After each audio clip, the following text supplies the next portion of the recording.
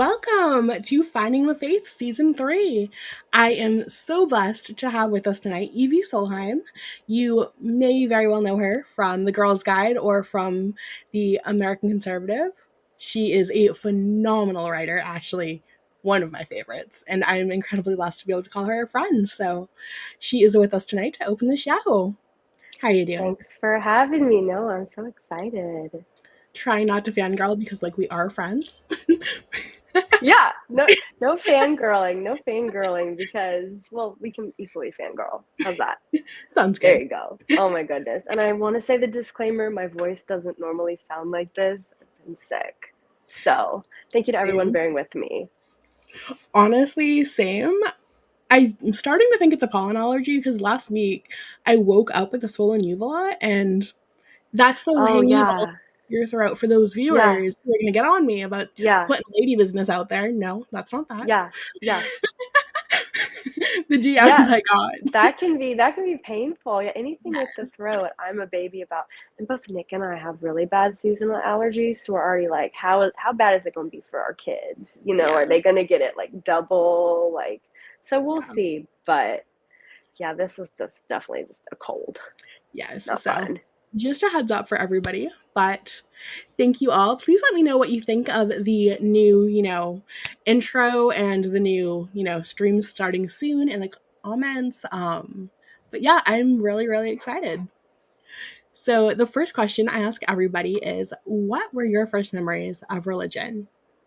That is such a good question. I remember, I think it's natural as a kid to both really be drawn to whatever you're seeing at church or whatever your Mm. parents are involved in, but also there's this element of confusion. Like you look back and you're like, I didn't understand that at all. So I'm trying to think what would have been my very first memory. It was probably hearing the concept of ask Jesus into your heart because I was raised early in life as a Methodist. Okay. So it's they're not they're they're Protestants, Hmm. mainline Protestants. Um, and so the phrase "ask Jesus into your heart," very common in lots of churches. And I think I thought I needed to do it every day. We're talking four or five. Hmm. Being on a trip to the beach with friends and being like, did I really do it? Did I really do it? They said something about it. They Hmm. were also Christians. And I was like, do I need, I'm in the car. Am I allowed to ask Jesus into my heart in the car? So just a lot of confusion. Not that Yes. there was anyone putting confusing messages into my head, but Hmm. just really wanting it and not quite understanding it. So yeah, Yes. luckily things have gotten clearer. And I had parents I could talk to with Hmm. questions. But that's I think that might be the earliest.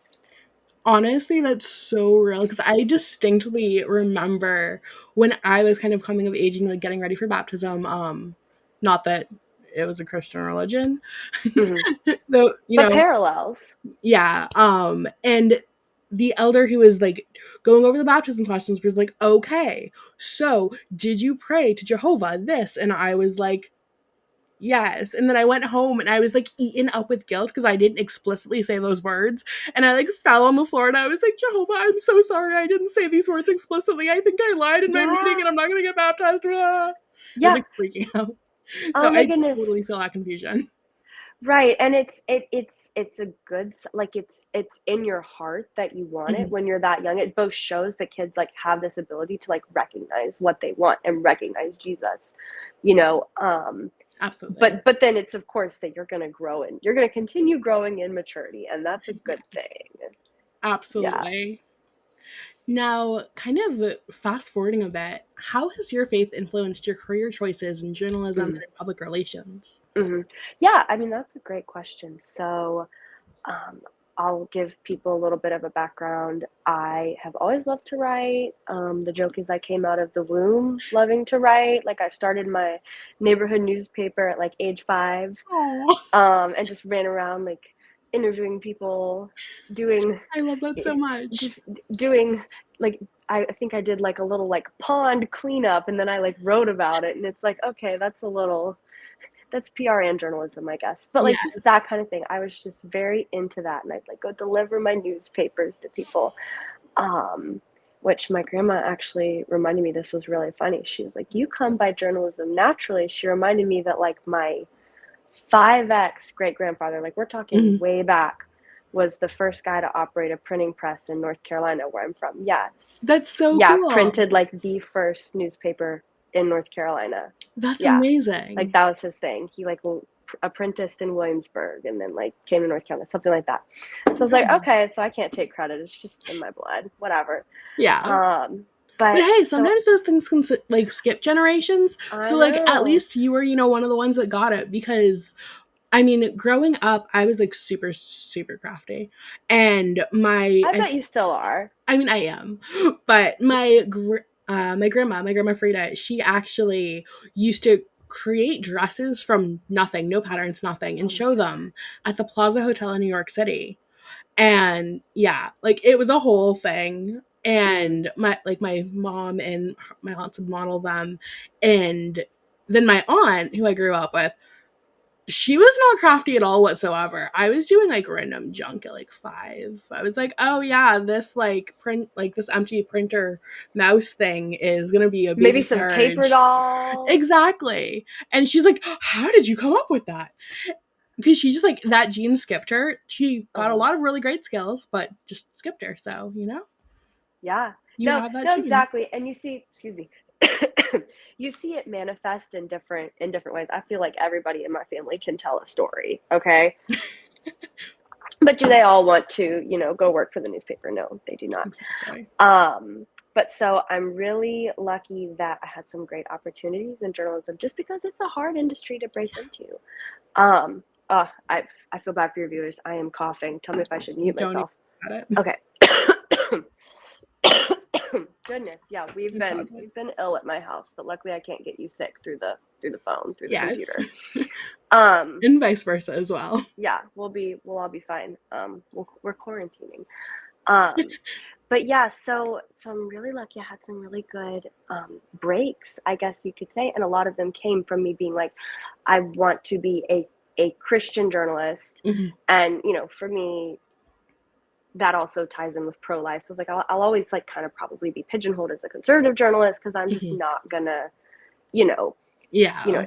it's a really a dividing line. Like I'm never gonna cross that line and be like I'm gonna write a rah piece about abortion. Like this was what was going on in my mind at like 16 picking colleges. So I'm blessed I was at least thinking about this.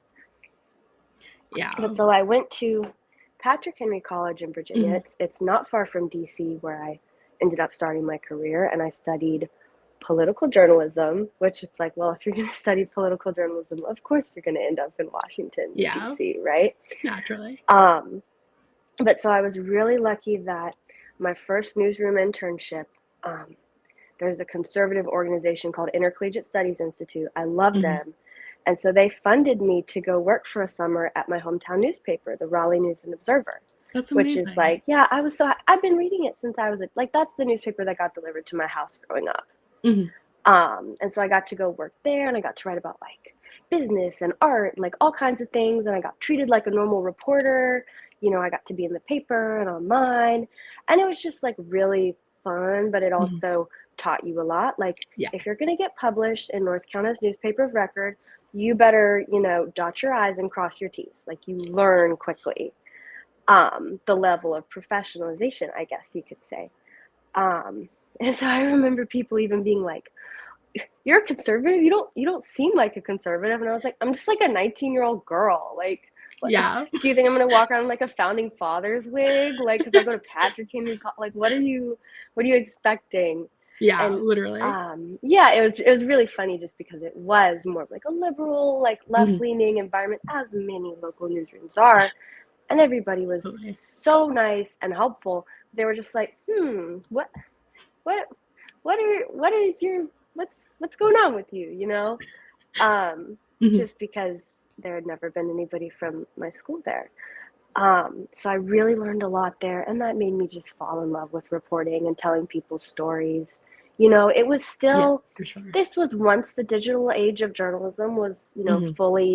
full throttle, but this particular paper still took the time to, like, you can get somebody's story. Like, I would Mhm. interview an author who wrote about like losing her daughter. And like, you know, we could take a few hours on the phone and talk and like Yeah. really get that in there, and I could take time to write, you know, a good story. So just having that time to write, I felt like was so important. So Absolutely. that's something like writers, if you're feeling rushed, you know, just take a step back. Like you'll be happier with the draft, you know, if you like marinate or like sit on it. And sometimes that's not possible. Basically, as I continued my journalism career, marinating, ruminating was not possible because I was in breaking news, baby. And that was moving fast. That was like, oh, somebody tweeted, the whole headline has changed, you know, things like that. So I was at the Daily Caller full time, and then I was at foxbusiness.com and foxnews.com full time, and learned so much. Learned so much. Like, you just don't understand kind of how the Yeah. world of politics and PR and journalism, how all of that intersects until you're like in it. Yes. You're in it, and you learn a Yeah. lot. But I so can that was imagine. kind of my trajectory, and I felt like by ending up, you know, at some conservative news sites that I could cover things that mattered. But yeah, hopefully that answers your question. Yes, for sure. No, that makes a lot of sense. So, which one of those, if you had to pick, Mm-hmm. I'm not trying to put you on the spot, and if you don't want to answer, you don't have Mm-hmm. to, was your favorite to work at? Mm-hmm. That's a good question. I mean, I'm gonna cop out and I'm gonna say there were really good things about each thing, each Mm-hmm. place. Just for maybe people who want to go into journalism and are thinking about what to pick. Like, do I want to be a big fish in a small pond, a small fish in a big pond? Not that I've necessarily ever been a big fish, but I've been in small ponds. So, you know, the thing about being at Fox is that, Mm-hmm. you know, if you reach out to someone, no matter what side of the aisle they're on, no matter where they are, if they are the Chicago's mayor's office, if they are, you know, a Fortune 500 company, they are going to get back to you, you know. So Mm-hmm. that's kind of a dream as a journalist. Um, Versus and I working with enjoyed it. smaller people, where they're kind of like, who is this? Yeah, it can depend. And of course, the Raleigh News Makes and sense. Observer, if you're writing local, people know what you're talking Yeah. about, you know. So that was nice too. But Fox was definitely, people were like, okay, we're talking to you. We'll let you know. You know, they were Mm-hmm. not, they would still try to give you the runaround, but you knew that like if they're not responding, it's not because they don't think you're important. It's because they are scared. They don't have Yeah. anything to defend themselves, you know. Yeah. Um, They're trying to get the or story straight. yeah, they're trying to get their story straight. Exactly. They're having a Yeah. long email chain that is going to accidentally get forwarded to you. That actually hasn't happened to me much, but that has happened so many times to some of my Mm-hmm. other reporter friends. Like the whole chain of the PR people trying to like get their story straight and being like, we don't like this reporter, like gets forwarded to them. It's like, guys, Oh, what are goodness. you doing? That's all right. That's um, just how it goes. yeah, for sure. Oh my goodness. But yeah, you learn a lot, you know, and the Daily Caller, what's crazy is, you know, the Daily Caller is based in Washington, Mm-hmm. D.C., and it's a smaller newsroom. And really, a lot of some of the most talented people, you know, in DC journalism start there. So you kind of feel like you get to meet, you get to know a lot of people and a lot of names. Mm-hmm. And then for me, I just met a lot of girlfriends there, like literally my best girlfriends. So, you know, still in That's touch. amazing. Yeah, so I'm kind of like, if I hadn't, because I had a couple of different options out of college, I ended up picking that. I'm like, if I hadn't picked that one, what would have happened? Like, I Yeah. wouldn't have my girls chat. What would I be doing?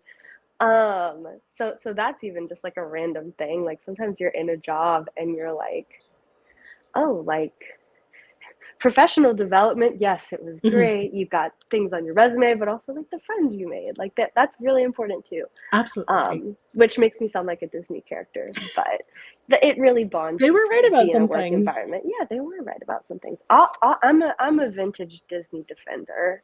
Yes.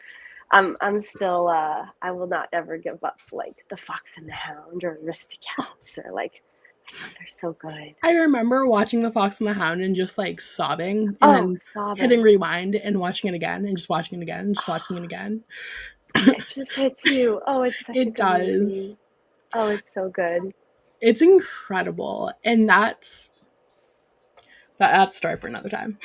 I'm Yeah. gonna, When yeah. when animated Disney movies are better than most movies that are made like for adults modern day, Yes. like that's truly how I feel.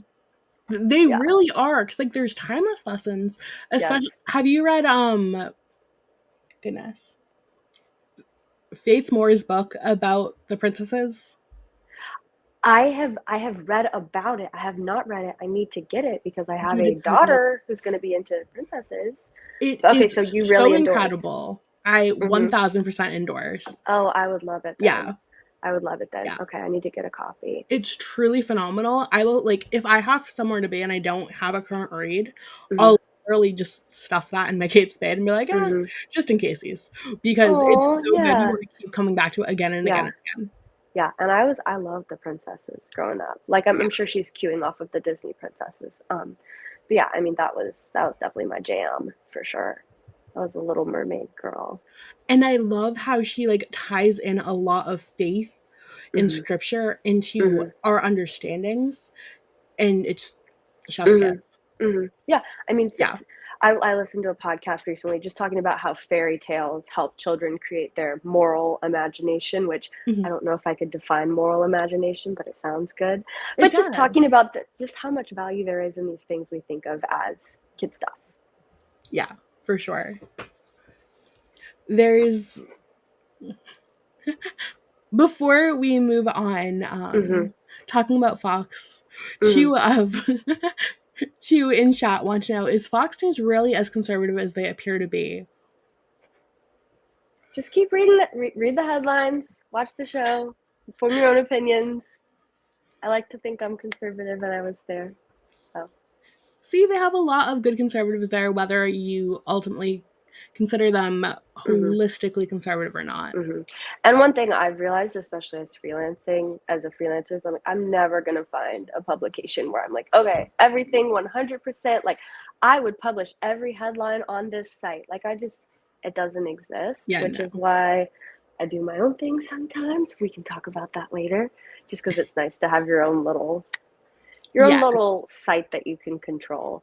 Um, but yeah, no, exactly. I mean it's that I enjoy that, people have those questions and they're judging for themselves and deciding who they want to trust.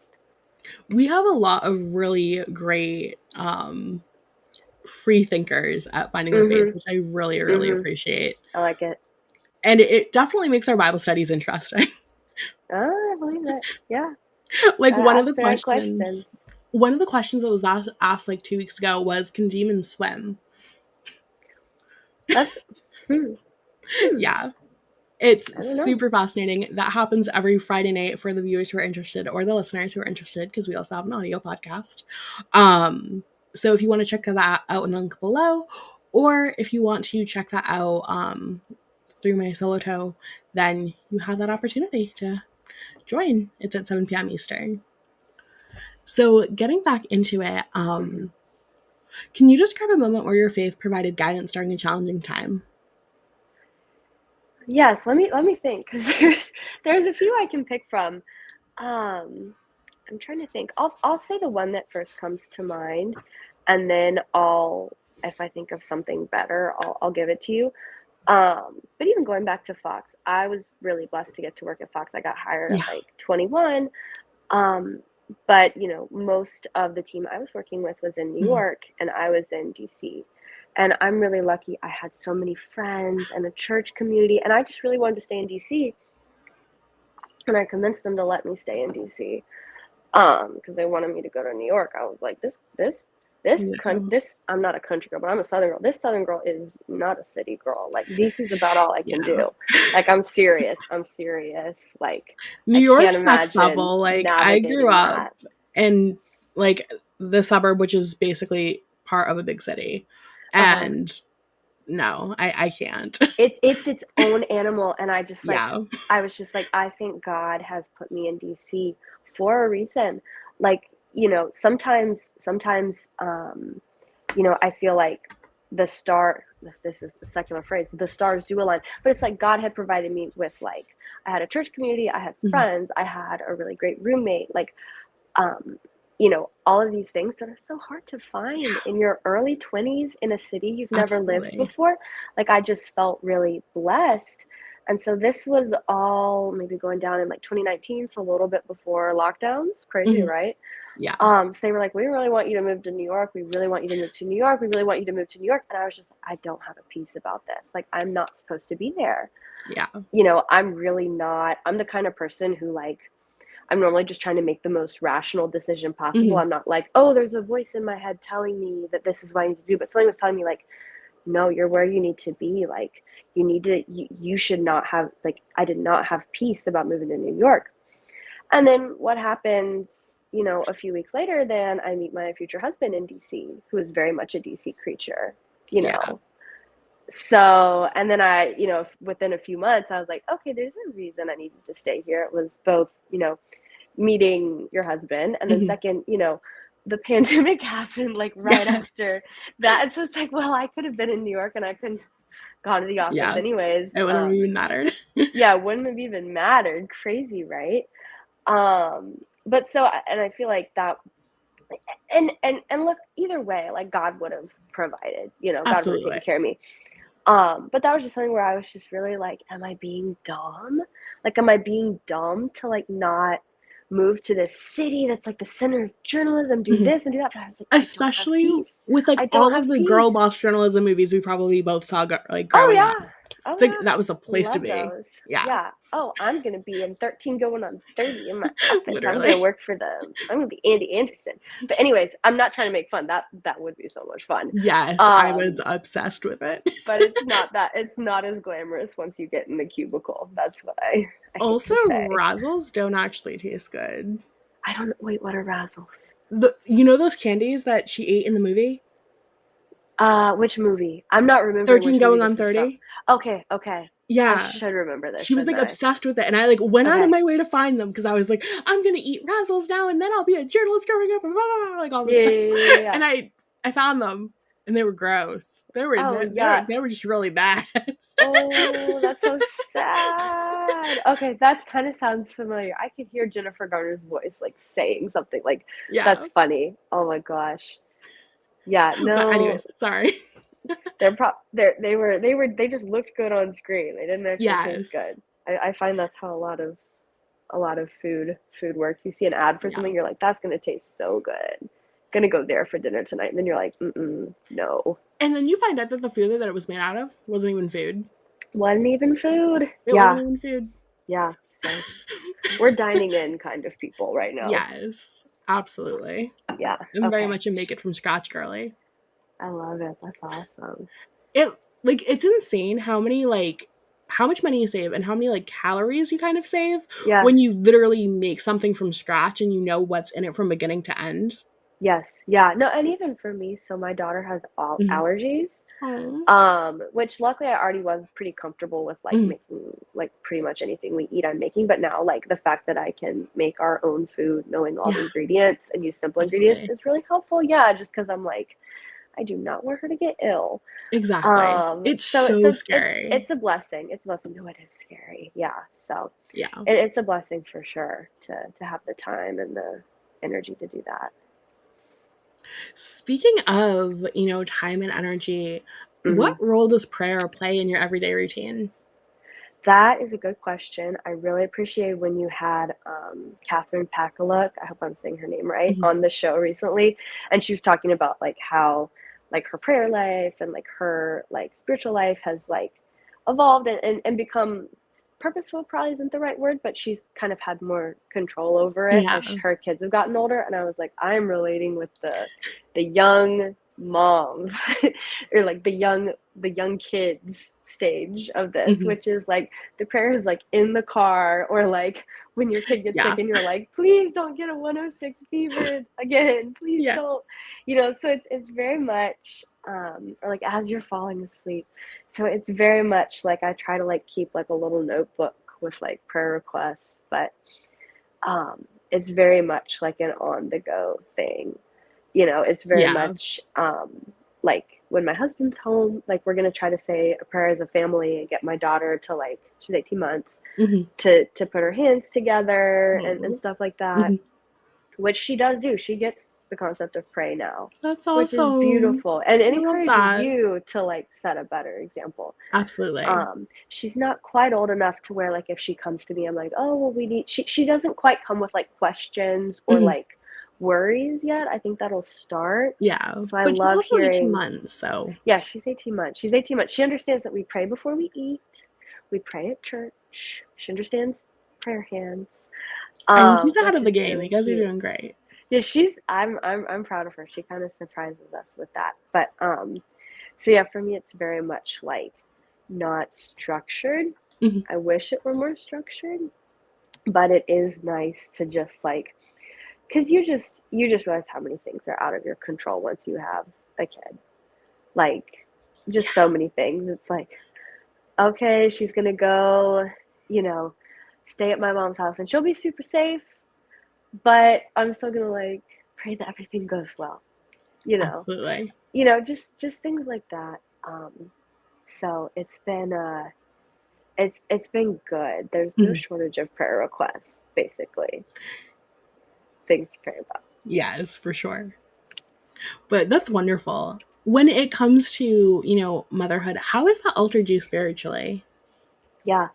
This is a good question. So one thing, I don't know if this is quite as strong as altered me Mhm. spiritually, but one concept that's been impressed upon me, I've heard a lot of people talking about like, okay, like people are bashing, young women all the Mhm. time for this, that, and the other. Yeah. But like, how does one prepare for motherhood? Like, how does one truly prepare for motherhood? Look, like you can't, you, you just can't even imagine it, right? Yeah. I honestly It's can't. I it's hard tried to to. I imagine. It's can't. hard to imagine. You're probably better prepared than you even know.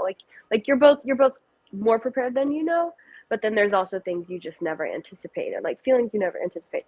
So I've seen a lot of people talking about like how do you actually prepare for motherhood, like practically, spiritually. And for me, the concept that's been on my mind is just like Mhm. accepting seasons of life. This is a lesson you can practice at any point in your life. Yeah. You don't have to be married, or you don't have to be, you know, trying to have a kid to like just learn to like recognize what season you're in, recognize what might be good, recognize what might be bad, and just be like, okay, I accept it. I'm going to do the most with it that I can. I'm going to try to be self-disciplined. Self-discipline is hard. It Let's be is. real, it's hard. I really appreciate the writer Helen Roy, who Mhm. she writes about a lot of topics, but her Substack, um, Ladies Late Rome Journal, she talks a lot about like just basically embracing self-discipline and like seasons and motherhood and things like that. So I really Mhm. appreciate her for that. But yeah, for me, it's like if you can learn to identify what season of life you're in, identify maybe the like, I call it FOMO, like what Mhm. FOMOs you're having, and just Yeah. recognize that like all things come in good time and in due time. Like truly, God is writing your story. Like you don't need to have FOMO. You're doing what you're supposed to be doing. Yeah. I feel like that prepares you the most. So just basically, just accepting that like I'm in a season. I have an 18-month-old. I'm about to have number two. I'm gonna have 220 months. Yeah. That's That's a season for incredible. you. That's a season. People warn you about that season, but no, I think it'll be good.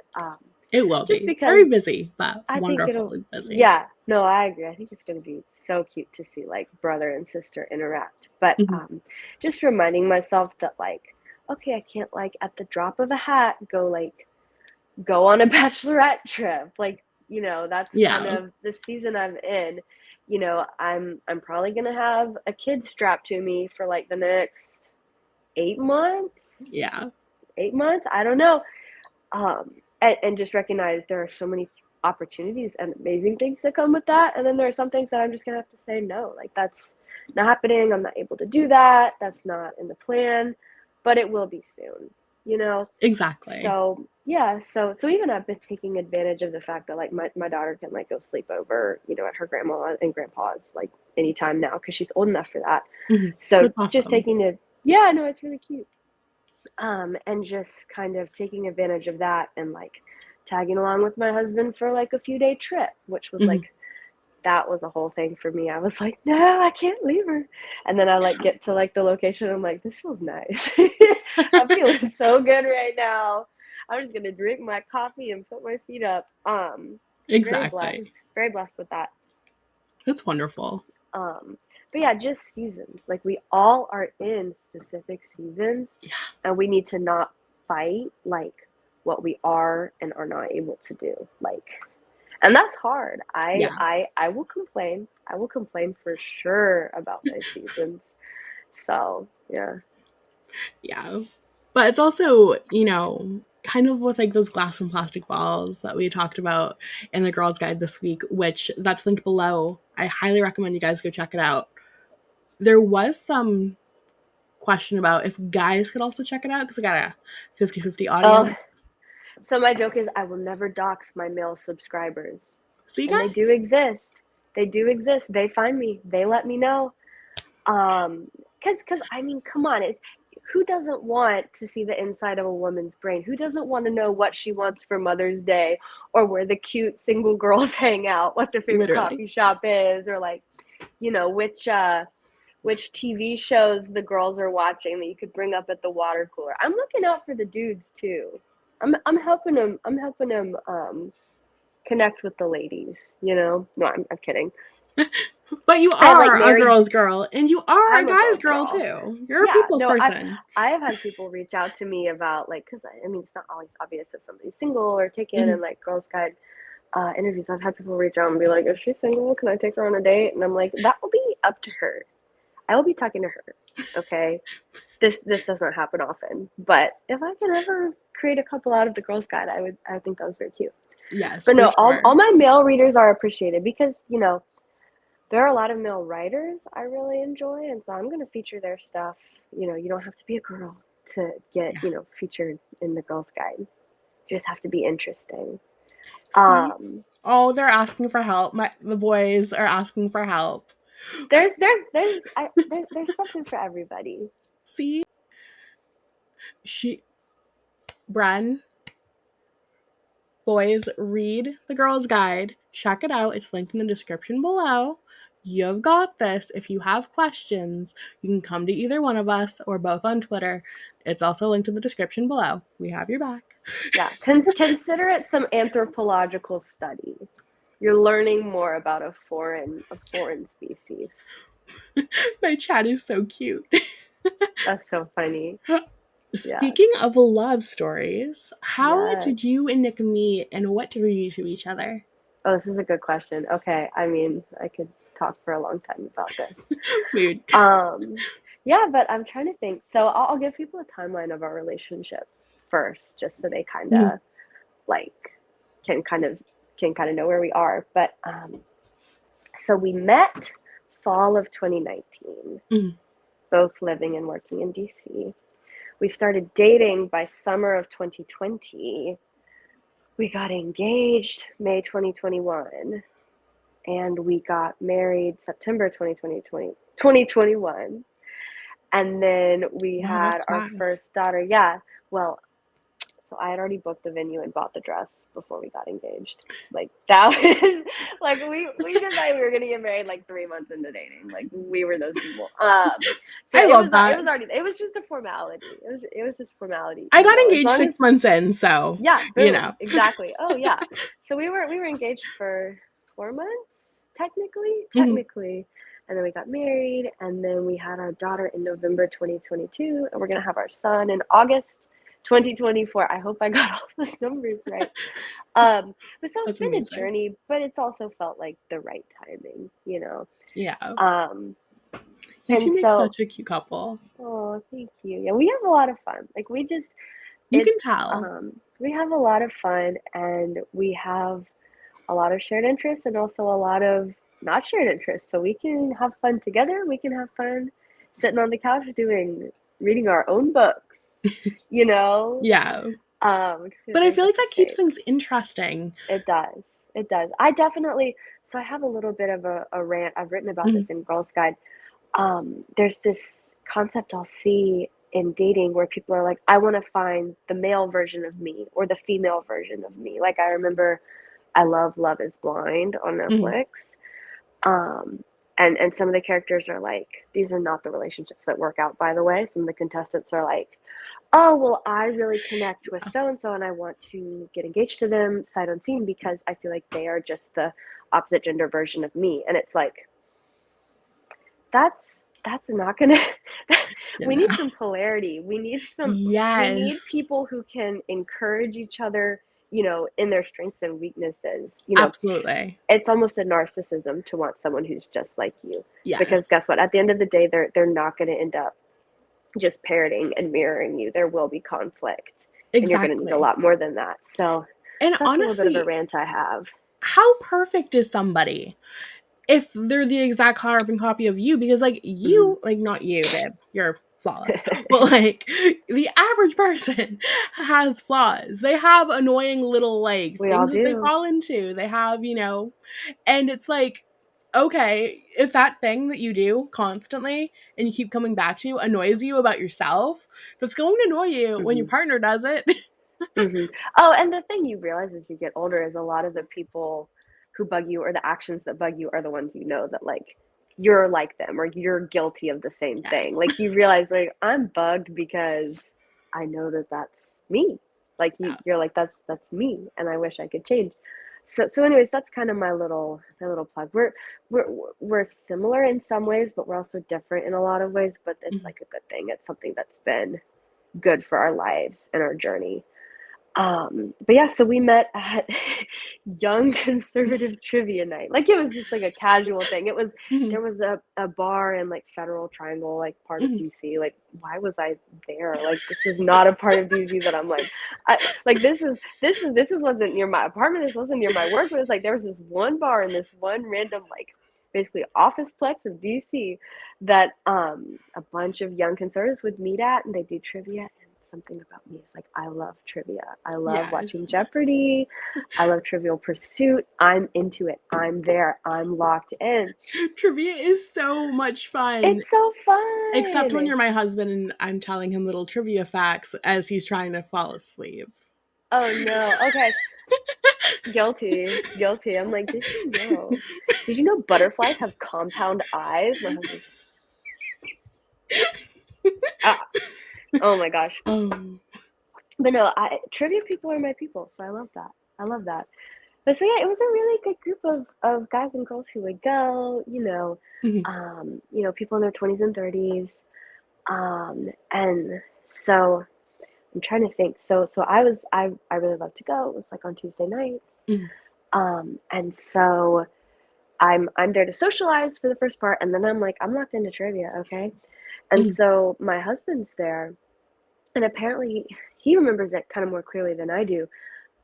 We only talked for like 5 minutes, but we Mhm. like followed each other on Twitter. I remember he gave me not one, but two business cards for both of Oh. his ventures, Okay. Okay. his small business and his think tank that he had started.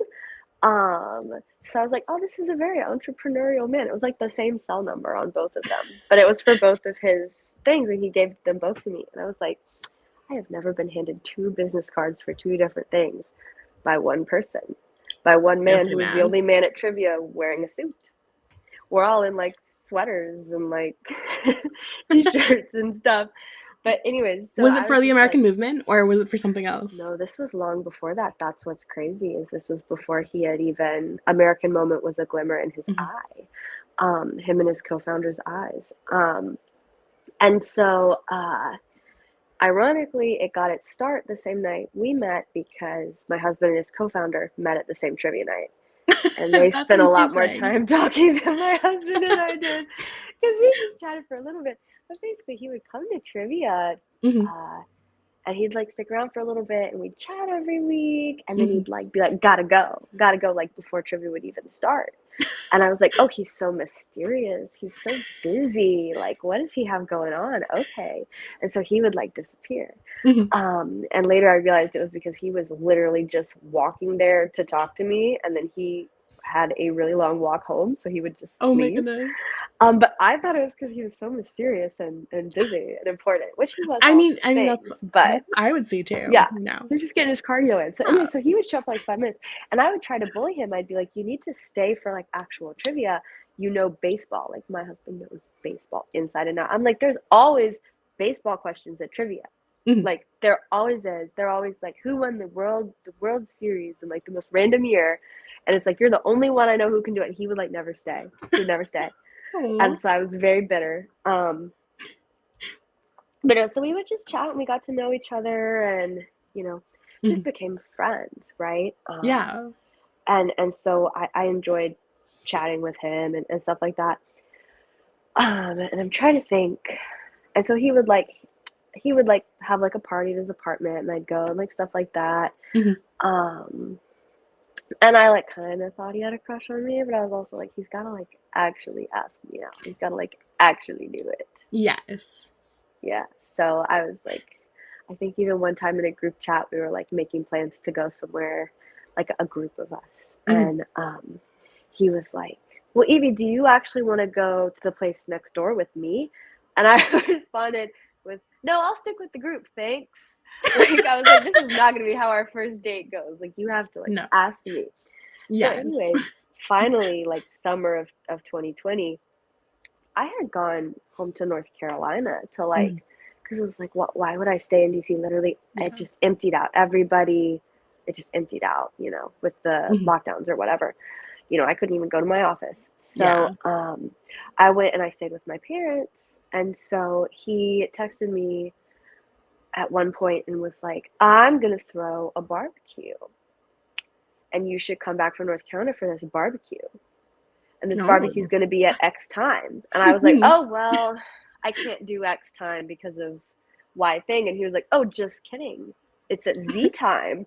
And it's in the park right by your Virginia apartment. It just happens to be 2 blocks from your apartment. And I was like, he really thinks he's smooth. But I was like, I'll come. I'll come. But yeah, it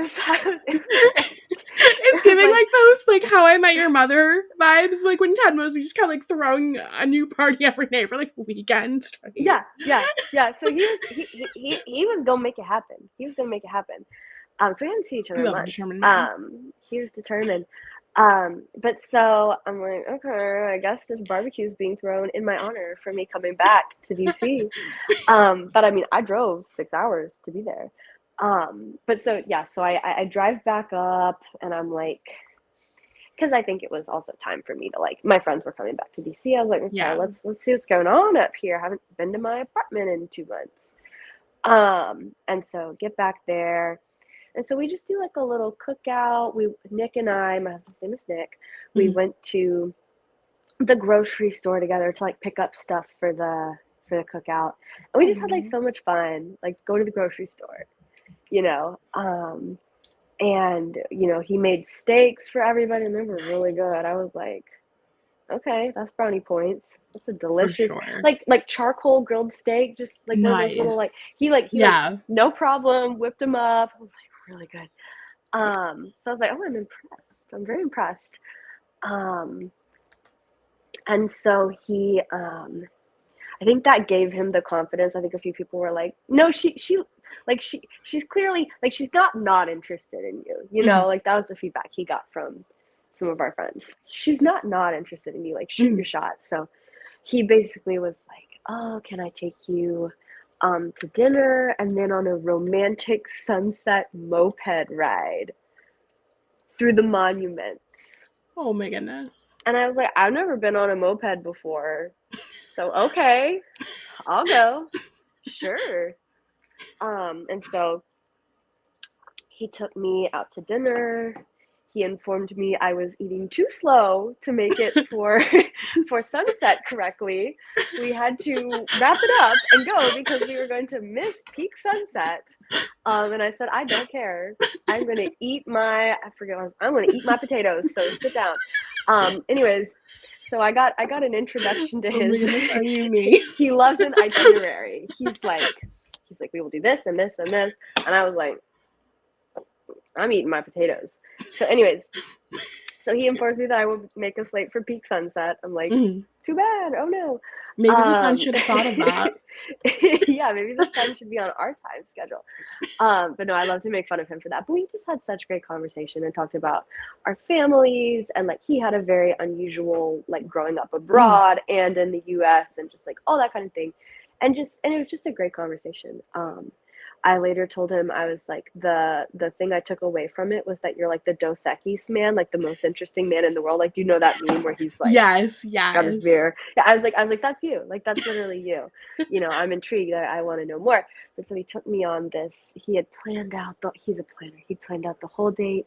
He picked me up in his car, Mhm. but he had already parked his moped by the restaurant. Mhm. So we could just go hop on the moped and like go down to like the Capitol and Lincoln Memorial, and he had like a backpack with champagne and tumblers in it. Aw. Yeah, so we like sat on the steps of the Lincoln Memorial and like chatted and stuff. Mhm.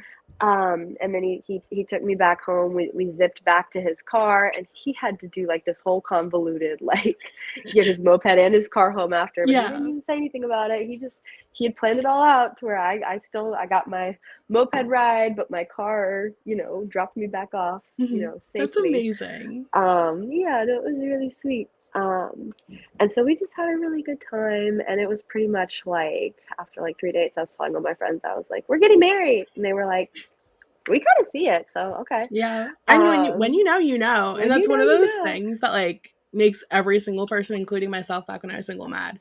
But it's true. It's yeah, no, it is one of those things that like it's a cliche because it's true, and it's Yeah. annoying because it's true. But we were just really blessed too that like, you know, we had so much to chat about just about like our Mhm. lives in DC, but we also did have values in common.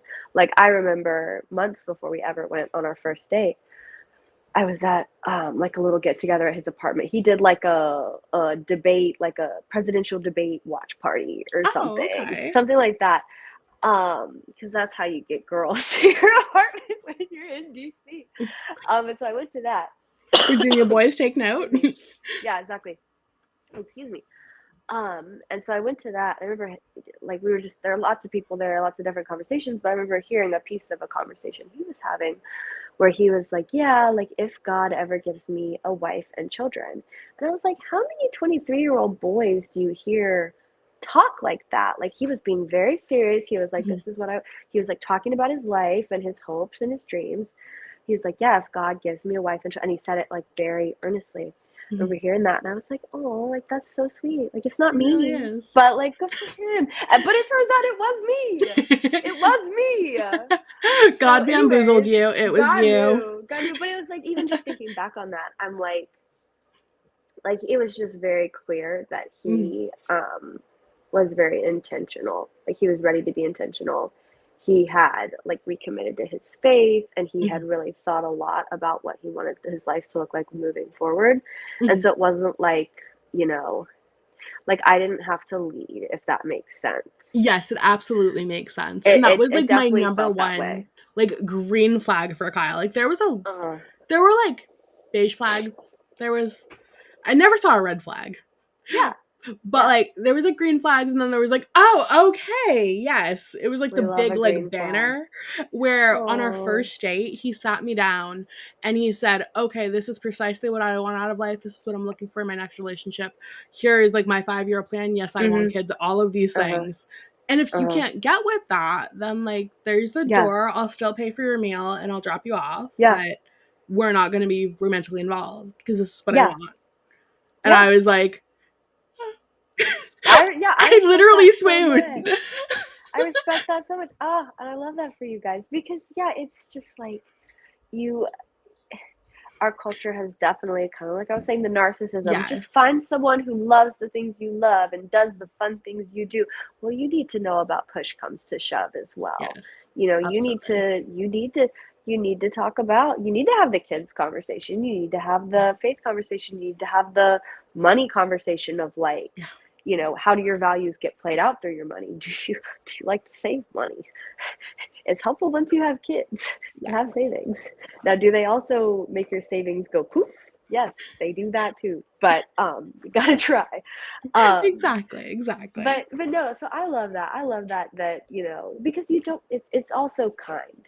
Like it can Yes. be intimidating, but it's also kind to let people know what you're looking for or what you're Yeah, not looking for. Like not to waste anybody's time. exactly. It's so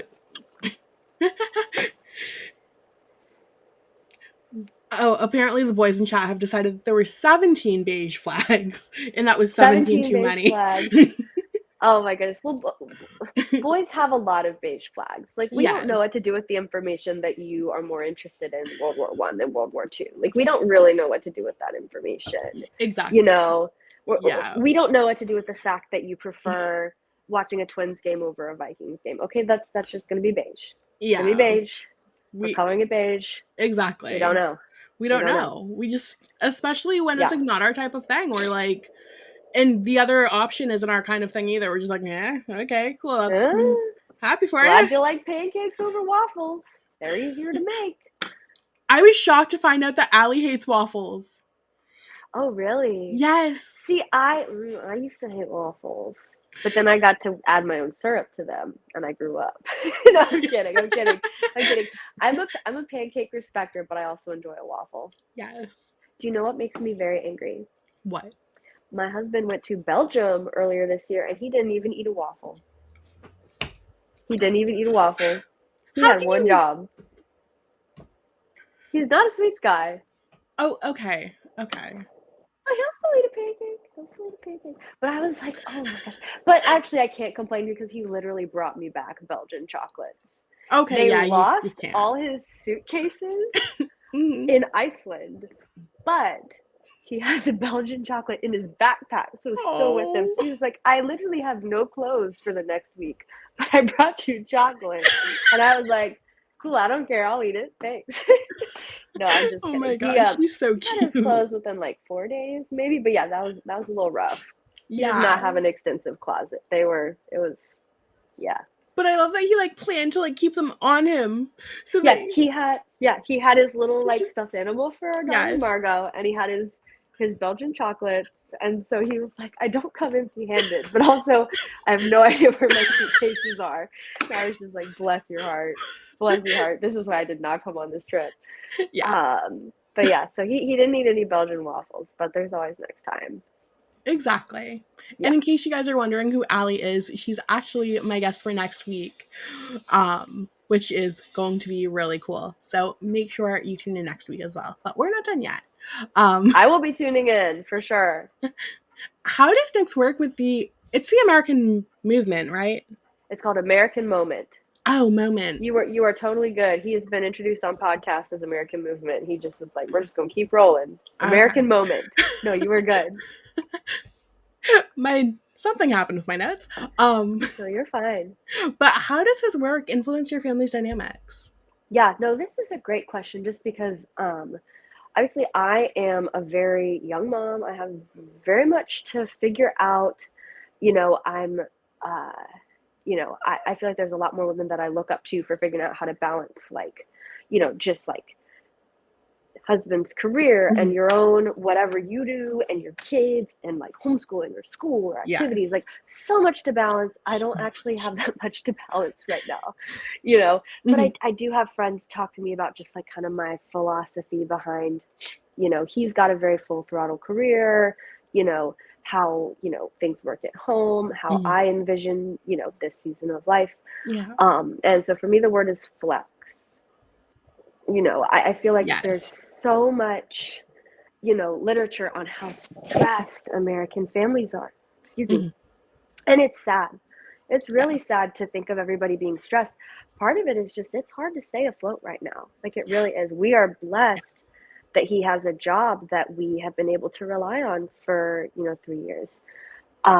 Like that's a blessing. Yeah, But absolutely. people are stressed because it's hard to keep, it's hard to keep uh, your budget in place. And people are also stressed because, work has become more 24/7 than ever.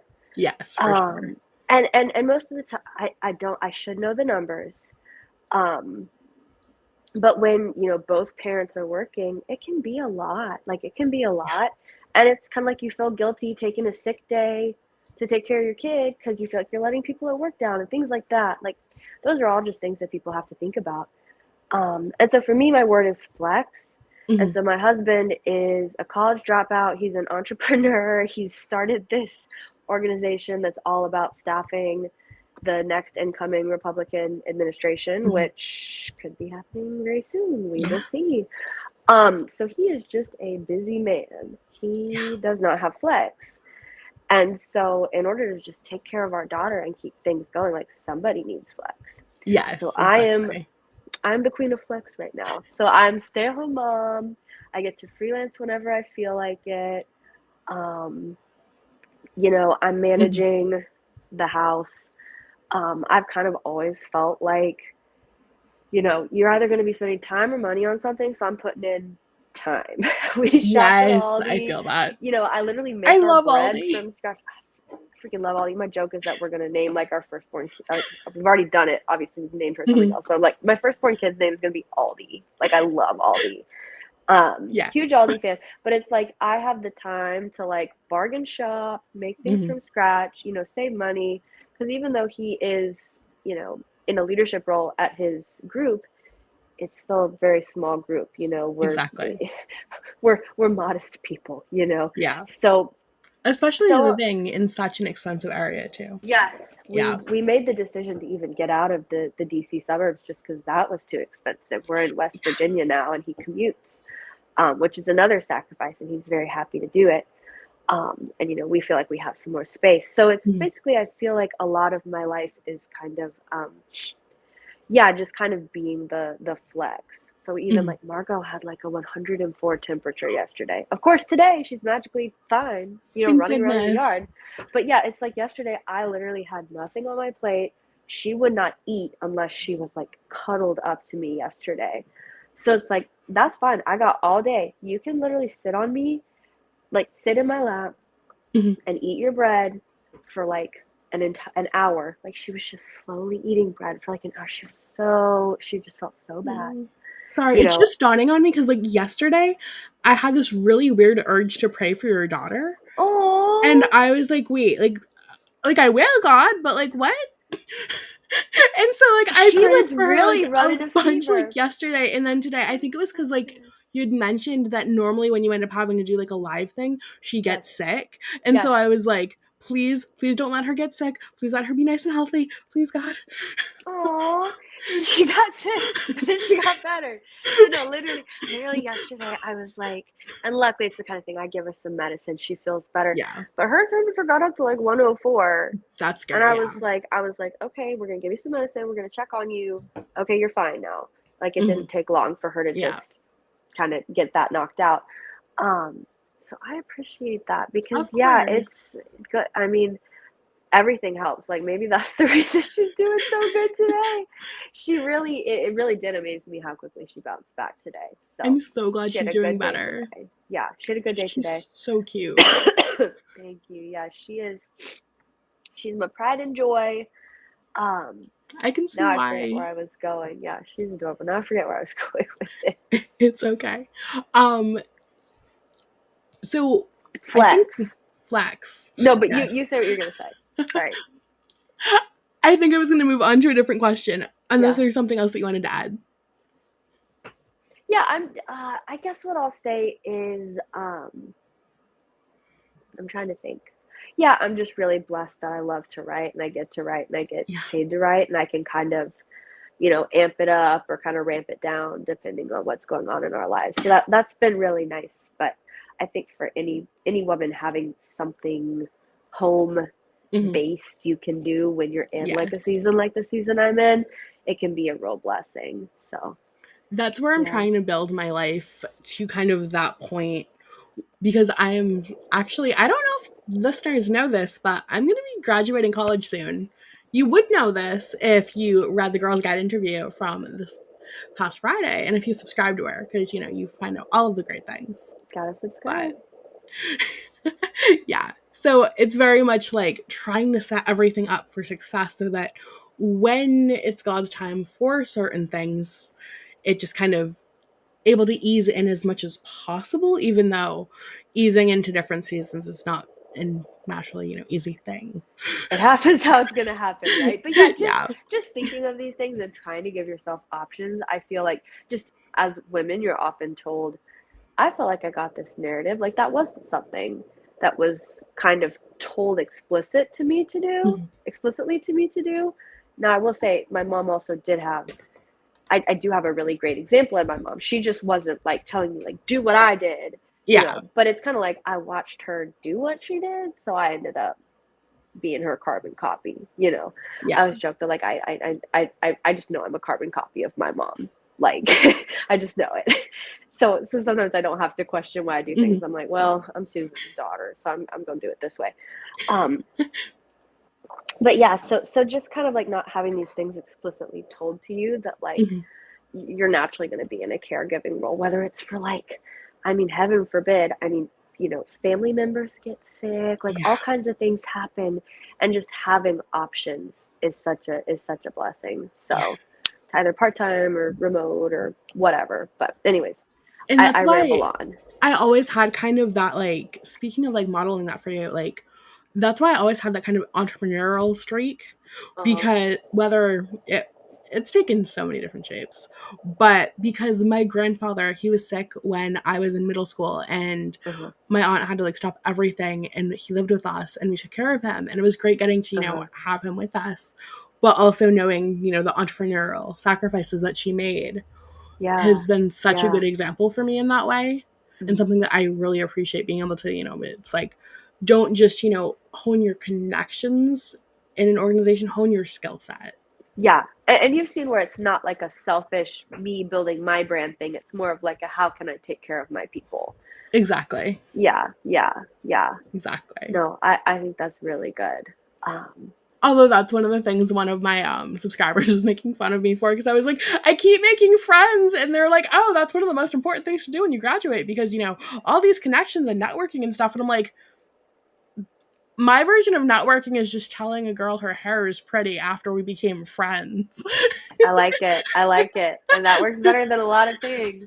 Well, and even the crazy thing, the stats show, I've written a little bit about networking just because I feel like Mhm. it's such a, what's the word? It's a maligned topic. It's a Yeah. maligned topic, but it also makes the world go round. And what's crazy is it's not normally your friends, but it's your friends of friends who like help you get jobs or like introduce like that's who expands your world, which is Mhm. kind of crazy. So that's why if you have Yeah. a thought like, oh, I should connect these two people, like that's actually what makes the world go round, which is cool. Yeah, that really is fascinating, because people don't know that I'm actually secretly a total introvert. It's not always obvious. It's not always obvious. Yeah, yeah. Now, when it comes to your marriage and your life, how has being a wife impacted you spiritually? That's a good question. Um, One thing I wanted to talk about that's a Hmm. green flag. Yeah. Um, I think and this goes for men and women, it's just kind of like a mindset you have to have a successful marriage. I'm sure you and your husband think this way as well, but it's like Hmm. truly the whole concept of one flesh. You speak in we's and ours. Like Yes. and and it feels very basic to say that, but it's also just something you have to come to terms with, you know.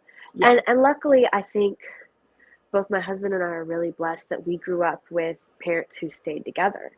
So we both have that blessing of parents who are together. So we Hmm. almost can't even like take credit Hmm. for a lot of things. We didn't have as much to work through about like different like abandonment or like fears. Like it's just really tough to like transition to saying ours with someone Hmm. because your mind creates so many fears. Um, and so I think just being of a mindset that like what's good for one of us is good for both of us. Our goals are the same, you know, Hmm. our end goal is the same. There is no separate, there's no like there obviously will be friction because that's life, Mm-hmm. but like there's no choice between what's good for him and what's good for me. There's only what's good for us, which I Exactly. feel like is interesting to talk about in the abstract, but then you kind of think about it in the practical. So I like to say this is me doing research, but really I just love trashy podcasts. But I Mm-hmm. love call-in podcasts where people like call in to like you know, the advice Yes. guy or the advice girl who never have very good advice. But you know, they're telling their life problems. Yes. And it is just such a common refrain that there will be people who call in and they've been married for 10 years and they are still talking about my, me, I. Yeah. And they're at an impasse. So like we can't decide which city to move to for which of our careers. Like things like that. And it's like I'm so sympathetic to like having these issues because, you know, you haven't had things modeled for you. You haven't worked through some tough stuff that happened to you. But it's like if you are a fully grown adult and you can't reconcile in your mind that like it is better for me to share a goal and share a vision with this person Mm-hmm. than to kind of protect what I feel like is mine all the time. You know, you just have to be able to shift into that mindset. It's scary and it's hard and it feels like the opposite of what you should do to protect yourself, but that is what's going to push you forward. And I feel like I'm not talking very spiritually in this, but of course undergirding all of this is the fact that, you know, God has brought you together. God Mm-hmm. has a list of, you know, not a list, but God has laws to keep you Mm-hmm. safe and for you to obey in your marriage, and he has, you know, commandments about your marriage. um so that even like starting from sharing that Yeah. is a huge thing, but it's just our Absolutely. culture. I'm trying to think through. I'm so I'm so not like a theory person, but Mm-hmm. I'll listen to friends or see friends cite like, you know, well actually no, this was something I this was a fact I got from uh, and this guy called the attachment specialist, Oh, yeah. Adam Lane Smith. Have you heard of him? Mm-hmm. I Yeah, think so I I follow him on interviewed. Twitter. Okay, yeah, he's got a great Twitter. I interviewed him for a story lately, just about like, is dating really getting harder? Like, is it? Mm-hmm. And he's like, well, as we continue through our modern era, we are like less and less people are able to form secure attachment, which is how Yeah. you get a healthy marriage and you get the Mm-hmm. ability to say like ours and you know we and team and things like that. And so he was saying that like, yeah, no, like the number of people who can have healthy attachments is going down. Now does that mean it can't go back up? It can go back up Yeah. because people can change. um but so that just kind of impresses on me like you just have to be able to say like our paycheck, our goals, you know, Exactly. our future. Like there's no hedging. So that's kind Ex- of been a huge thing for me. and having that common vision is so helpful, especially like we had talked about previously with our different seasons of life. Because there are some times where you're doing something that you don't necessarily want to do. I mean, it's adulthood, right? Hmm. And Yeah. when that kind of stuff happens, because you're doing it in service of your partner, whether it's their career, whether it's your relationship with them, whether it's whatever external circumstances causing this to be a thing that you don't want, I Yeah. find it to be so helpful to realize kind of big picture. This is what the end goal is. This is what the vision is at the end of the day. And this is how it feeds into that. Hmm. Because we live in the state we live in, not because it's super conservative, because it's not, but because of the fact that this is where my husband works and this is where, he provides for our family and like all of these things and how that vision goes into all of the different other things. Hmm. No, no, exactly. And it's also, I feel like, you know, a lot of the times when people are having issues kind of either just seeing themselves in a marriage, it's hard, it's scary, but just seeing yourself in a relationship where you don't get everything you want, you know, sometimes you're doing things you don't want to do, like you said, you know, sometimes you're doing things in service of a bigger vision, you know, it's oh, no, I forget where I was going with this, but It's like it makes sense. Our culture tells you like just do what you want to do, get out if you don't like it, you know, if you're not enjoying yourself, leave, you know, things like that. Mhm. And so it's really hard to combat that kind of messaging and kind of have the mindset you need to be a good spouse. Um, because that's kind of my rant. I think I told you this. My rant is people Yes, are like, get married and have a family, and I'm like, can we just start with helping people be a good spouse? Because none of this is going to end well if you don't know how exactly. to like have a God-centered marriage. It's not going to end well. No, You can't just like no, have babies and be like, no, okay, it's all everything's great. You know, it's really exactly. hard. It's And very it's really much hard for everybody. that's so true. And I feel like there's so many things, especially in this modern world that we live in, where it's, the scripture says, depending on which version you read, what God has yoked together, let no man like tear apart. And there's so many different things that are trying to tear that apart. And there's choices that we make that could be potentially tearing that apart. And it's like, why would we want to do that when the Bible says not to do that? Like, there's a Hmm. reason the Bible says not to do that, so you Hmm. can live happily ever after. Hmm. No, no, exactly, exactly, exactly. And people think they're going to make their own happily ever after. You know, they're like, happily ever after will be me, following my heart. And it's like, well, there are some verses about your heart being deceitful, Yeah, but we'll get there. But no, exactly. it's hard. And so I both, I kind of go back and forth between, it's always important for Christians to speak explicitly about Mhm. how, you know, their lives are guided and shaped by their faith. But there's also a level of, subliminal is not the right word, but I really do. I have a piece coming out soon where I say that like ballerina farm videos have probably done more for like the fertility rate than like, scary graphs ever could. Yes, At a certain level, absolutely. people talking at you is only going to do so much. You just have to be able to show, not tell. If Yeah, Christians are living lives that make people go, what's happening here? Like, I actually want that. Like, how do I get that? You know, that yeah. can be just as important too. Not that I'm the first person to say that. It's just something No, but like I it's try to true. Truth remind is myself. true. Yeah, I try to remind myself. Just in terms of, you don't always, as a writer, you don't always have to be super explicit and super didactic. Yeah, Sometimes you can kind of just illustrate. And people will get it. People are smart. People do pick up on things. We just they like do. to fight the truth. All of us do. So, Yes, exactly. Especially when we have rough role models growing up too. It's just like, and that's why being friends with happily married people can be so helpful, because it's like, mhm, okay, like I'm young in my marriage, how did you guys get over this, and just like mhm. being able to be real and talk about it. Yeah. And Because it's not like also, they haven't yeah, had problems. It's not like they haven't had exactly. problems. Yeah. It's a waking up every day and choosing the other person, not a waking up in a fairy tale where like sparrows come and dress you. Although, I mean, with this really cute dress, I feel like they probably you're could like have, you're but like, they could just pick it up by the straps, it's like the light. Cinderella movie. Yeah. It's just a But gauzy cotton. Yeah, no. Oh man. uh, I woke yeah, up like this. Yeah, no, I think um, that's a good point. I think that's a really good point. And, I want the kind of like positive marriage talk to like leave our echo chamber. I want people to yes, feel, inspired and like they can do it. Because I hate when it's the marriage is the hardest thing you'll ever do, but also the like you shouldn't ever have problems in your marriage. Like what are people gonna, it's so what are exhausting. people gonna pick? Pick a lane. It's like, Pick a yes, lane. it's hard, but when you're in it, it doesn't feel that hard because you're doing it with Yeah, your best yeah, friend.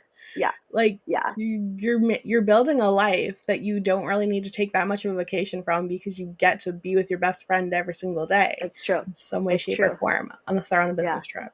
yeah. But Unless you yeah, like somebody you like going to the grocery store with. exactly, like that's Yeah, such good advice. yeah. Yeah. Now, this kind of feeds into one of the other questions that came in through the not gonna lie, but if this is too spicy for you, we can skip it. But Okay. what do you think about the outbreeding the left to own the libs narrative that Shia Rashik and Charlie Kirk are currently Ooh. pursuing? Oh, interesting. Well, I didn't even know Charlie Kirk was in on it. And Libs of TikTok is doing some great work. She So is. I will always appreciate her. If I am not mistaken, though, I don't believe she has children. Yeah. Um, I'm which, 90% sure she doesn't.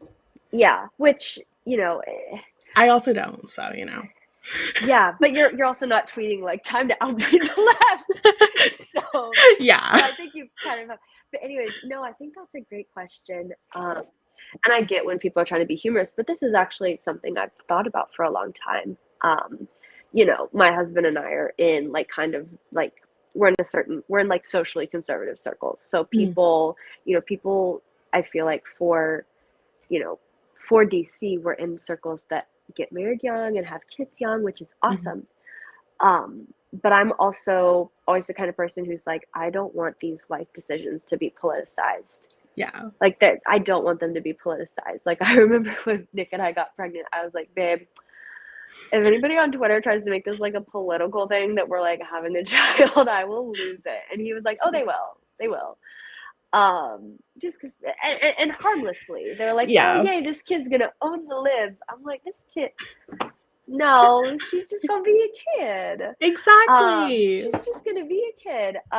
So I appreciated people pushing back on that narrative just because, um, in one sense, you know, it's such a hot button issue. Yeah. People have been fighting for decades about how faith and politics should play into family, right? So Mhm. I'm not gonna be the one who has like something very deep to say about it. But I do know that it's a personal choice and it's a family choice and it's, you know, a choice that, I would be making, regardless of whatever our political discourse was. So yeah, I just took it, and this isn't anything that Libs of Mhm. TikTok was doing, but even just kind of like politicizing things about your kid, like having them wear like a T-shirt that says something and posting it online. I'm like, I don't like it, and Yeah. maybe I Nick and hate like political baby onesies and stuff like that and the kid yeah, shirts. They make me yeah. uncomfortable. Now we do have a few of those. There may be some stray photos like that on Facebook, but it wasn't us trying to go viral. But it was just what she had to wear. But I'm trying to think. Not throwing shade for the record. No, no, you're totally good. You're I totally mean good. like the overly like I'm covering my politicized own ones. butt. I'm covering my own butt because who knows what people can find. But and our daughter does wear an American Moment onesie, but I mean, I that's feel her like dad. that's different. Like that's her dad's brand. Like that's something That's important her dad's yeah, doing for yeah. her livelihood, Which, all yeah, y'all's if you're a livelihood. fan of American Moment, all you have to do is DM my husband when you have a baby, and he will mail you an American Moment onesie. That's amazing. But Write that so, down. yeah, he will DM it to you. Or he will respond to your DM. But what was I gonna say? Yeah, it's like a shortcut. It's like a shortcut to politicize having children or having a lot of children.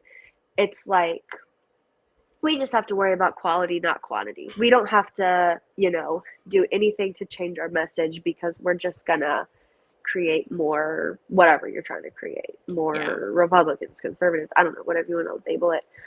Um, and like I'm sympathetic, like I'm so sympathetic to that idea because people feel hopeless and they feel outnumbered and they feel like, you know, what they think doesn't matter. And so Mhm. I'm sympathetic. I just think that if you have that starting point around a family, I just don't think that's Yeah. gonna play out how you think it's gonna play out. Doing things for a So political motivation isn't going to be helpful when you have a screaming baby with a diaper to change at like 2 a.m. yeah, yeah. And I don't really think there's anybody just choosing to have a child to like own the libs. I really don't. Yeah, But I don't either. it's just more like this whole the whole experience is just so much deeper than like our political moment right now. Like it's so much deeper and so much more fulfilling and has, is so much more impactful than even that, even though it can Yeah. feel like 2024, it's happening, Yeah. like this too shall pass, and Mhm. your family truly is your legacy. Um, so yeah, yeah, that was something I saw on Twitter today. I happened to have time to go on Twitter today, and I was like, Yeah. oh no, I was this like, again. And the word breed, for some reason, it just like I it don't rubs like me the wrong way. I don't like it. it. It makes me feel a little nauseated. It's no, like we're Yeah. humans. I'm not This is trying to, not animal pop out a golden husbandry. doodle. Yeah. Yeah. No, exactly. Exactly. Exactly. And it's just it can be a funny joke, but it's not like the messaging we need to stick to. Yeah. Because there's so many more transcendental truths that lead people to want to have children and build legacies, Yeah. and that's kind of what we can point to and rely on. Even in the most liberal of my social work classes, because I'm a psych, like I'm a double minor, and one of Very them was cool. like, so even in like the most liberal, like pronouns in professor bio, like all of the things, like it was that was one of the unending truths that you couldn't escape.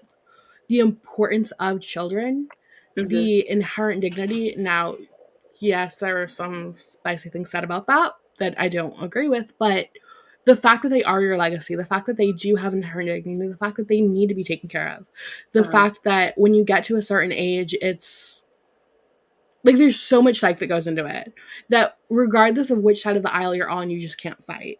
Yeah. This is, I keep saying, I have a rant. I have a rant about how, early childhood development. Mhm. Early childhood development, like we learn that so much that impacts you happens from 0 to 3. Like the numbers just bear it out. And Yeah.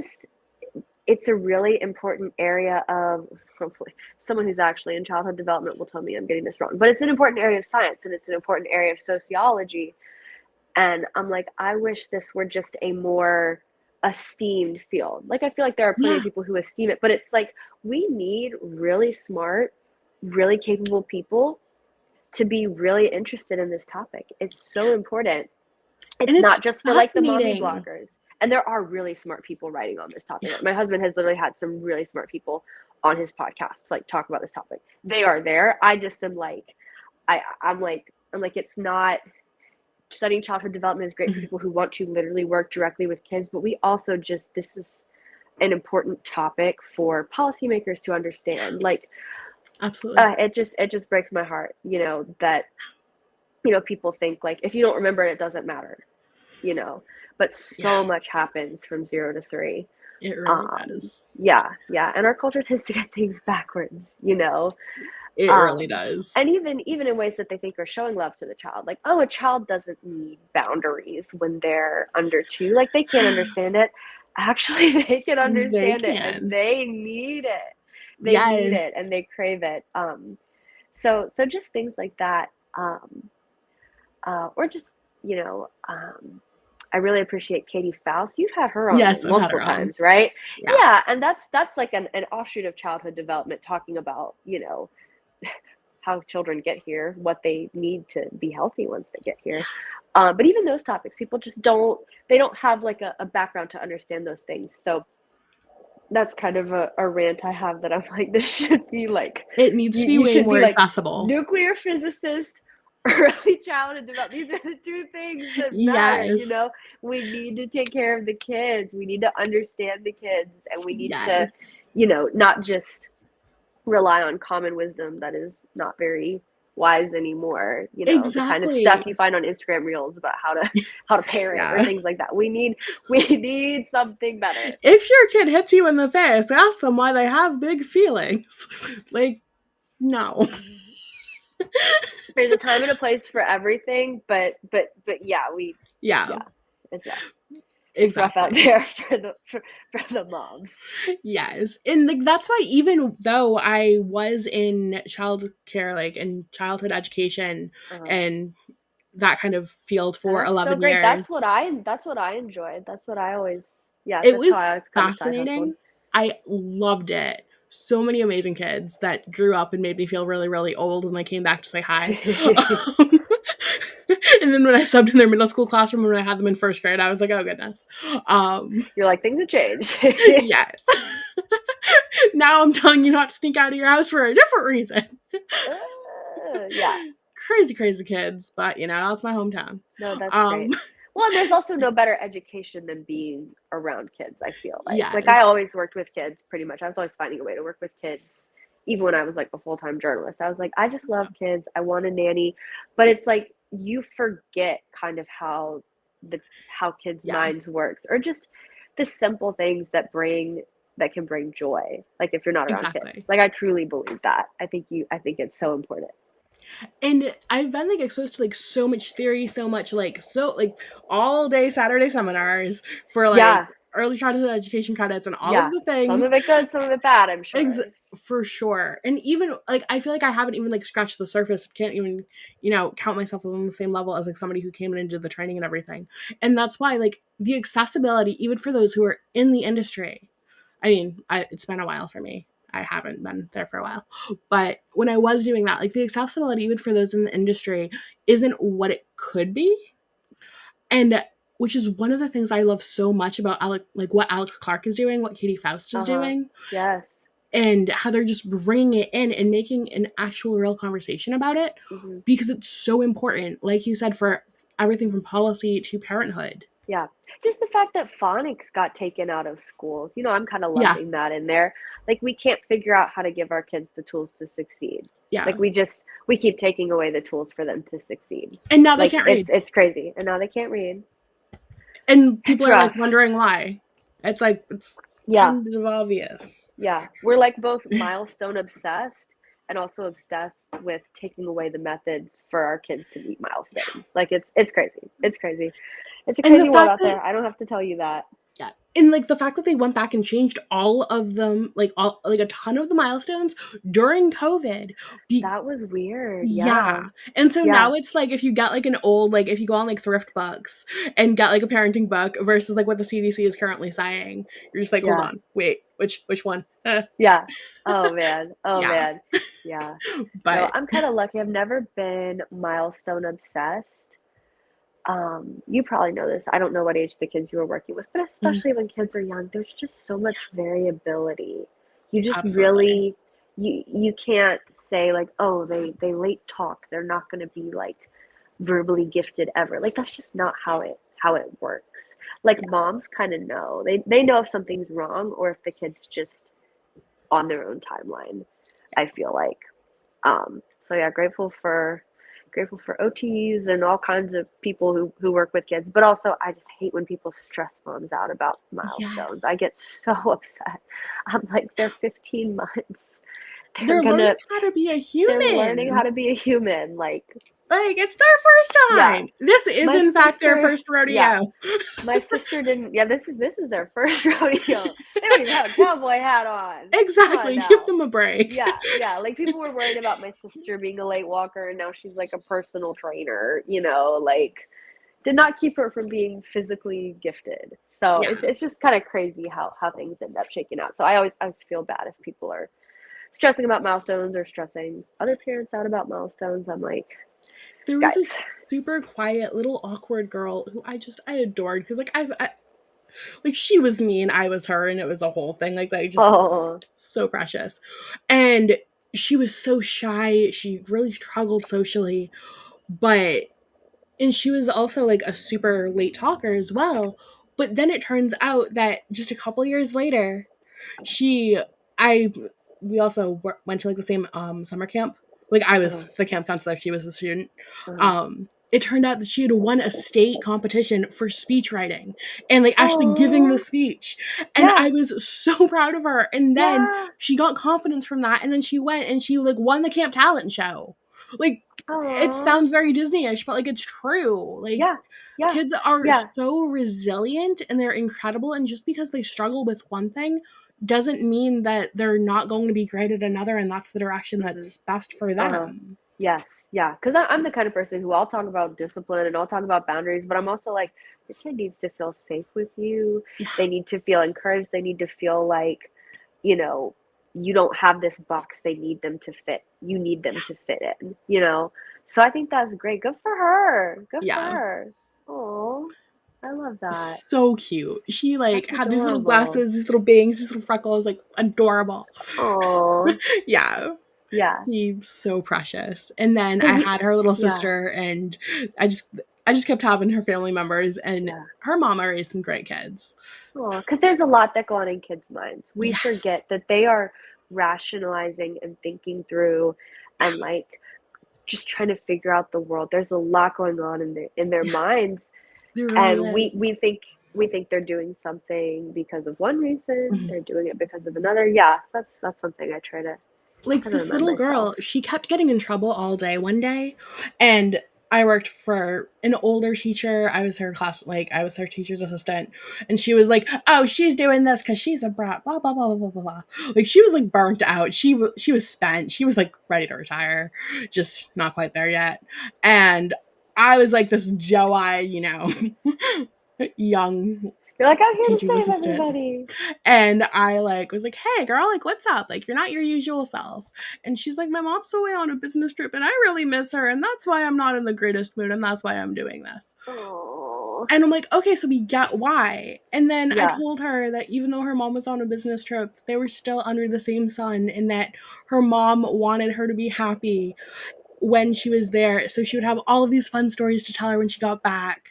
And she like perked right up and she's like, "You're right, I should have a happy day for my mom so I can tell her that I had a happy day." And the teacher was like, what did you do? What?" yeah. Sometimes you just have to think outside the box and kind of tap into the concepts they Yeah, can understand. I think that's so cute. I think that's so cute. Sorry, I'm gonna cough no again. worries. Ooh, I'm surviving. Okay, I just thought I saw a voice. Yes.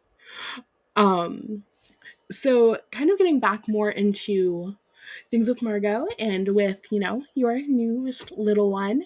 It's gonna be a boy, so exciting. Yeah. um What are your thoughts on current birth trends? I loved your podcast. Honestly, I listened to it twice, and then I like sat my husband down and I was like, "You need to listen to this." He's like, "You're not actively birthing." I'm like, "Well, I'm going to someday." Can't hurt to prepare. Yeah, no, that was, I think you're talking about, I went on, there's a podcast called Healthy Discourse, Yes, and it so was I healthy talked discourse. about underground home birth. Yes. So I'm the kind of person who I'm like, birth is so personal. So if somebody wants to talk to me about my experience, I'm like, I'll Mm-hmm. tell you everything. But I like, oh, I hate to, it's intense to like talk about home birth. Yeah. When you actually think about it, it's so different than the norm. Mm-hmm. But when people are curious about it or are interested to like read my articles about it, I like Mm-hmm. get so excited because I just think it's such a fascinating topic. Um, What kind of birth did you let's have with see. Margot, if you don't mind me Yes, asking? It was like a yes. So traditional hospital one, right? no, we had a home birth. We had a home Okay. birth. This is crazy. Um, so my midwife was my backdoor neighbor, which Wow. sounds sketchy as heck. But let me tell you that before we even moved to West Virginia, I Mm-hmm. picked um, a midwifery practice, just Mm-hmm. Googling.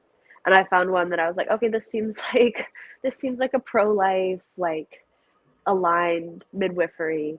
It's about 30 minutes from where we're moving. It's in Mm-hmm. Maryland, but like I think this is the closest we're going to get. I think this is going to be good.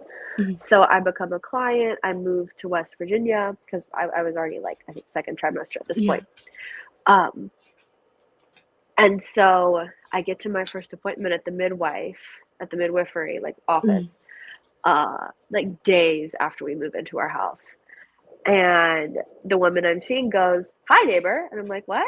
And she's like, "I just looked at your file and we literally are neighbors. We just haven't even met yet." And she's like, "Did you move into so and so's house?" And I'm like, "Oh my gosh."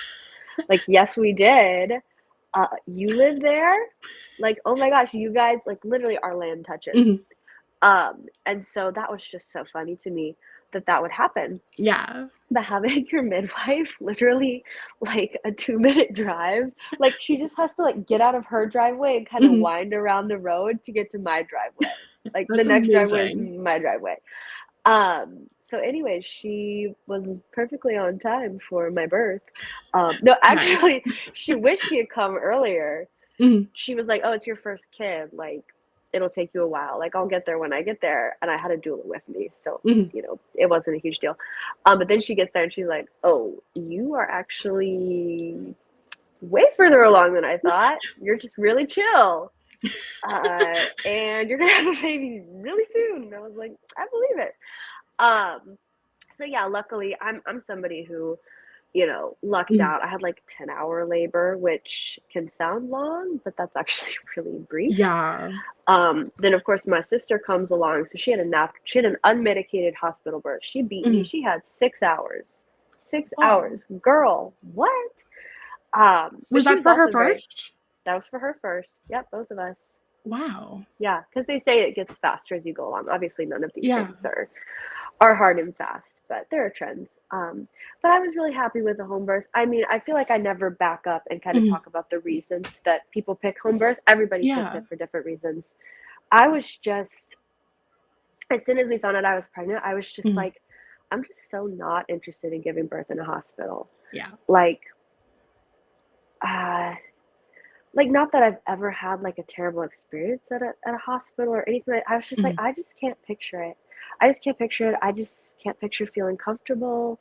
Yeah. Somebody gave me a book called Ina May's Guide to Childbirth. Ina May Gaskin is like the most famous midwife in the world. She Mm. kind of helped bring back home birth. She and like her team of midwives. Um, and they're pretty crunchy. There's probably some things that I wouldn't jump into, and there's probably some things that readers would go like, whoa, this is crazy. But it's an eye-opening book, and you kind of understand why I literally just the wrote that down. good. Okay, good. Go ahead. Um, and I'm always happy to send you links to books and stuff that I talk about. But so it just kind of helps you understand how Mm. birth has evolved in industrialized society, Yeah. because really we compare ourselves to like post-industrial numbers, and it's like we had already kind of lost the ability of, you know, home birth, you know, non-intervention birth, like things like that, even when our Yeah. like great grandmothers were giving birth, which is crazy to think about. It really is. It's crazy to think about. But yeah, I'm that centrist. I'm like, if you want to do home birth, I will talk your ear off about it. If you want to do hospital birth, there are so many great hospitals. So just pick what's safe for you, what's comfortable for you. I'm even blessed. I wrote my favorite piece I've ever Mm. written was called the women having babies underground for the American Conservative, Oh and my just gosh, kind of that piece was talking. incredible. I enjoyed it. That was incredible. I was surprised that people even talked to me, because, there are states where midwives, and even not as much moms, it used to be the moms can really get in trouble, but there are states where Mm. midwives can really get in trouble for delivering at home, Yeah. for attending home births is the correct way to put it. So I was really lucky that people spoke to me, but the reasons that kind of appealed to me is just, being in control of your space, Mm. trusting your body, being with providers. Like, there were 3 midwives at the practice, Mm. where I went to get care for Margot. And it's like, okay, one of these 3 women who I really like will be the ones there at her birth. Yeah. You know, like it's kind of crazy to expect women to just be like down for strangers to be in there at the most intense Yes, part of your seriously. life. Like, the Yeah. strangers are going to come in, and they're just going to like, excuse me, they're just going to like poke things and prod things, and like, Yeah. that's just what you got to do.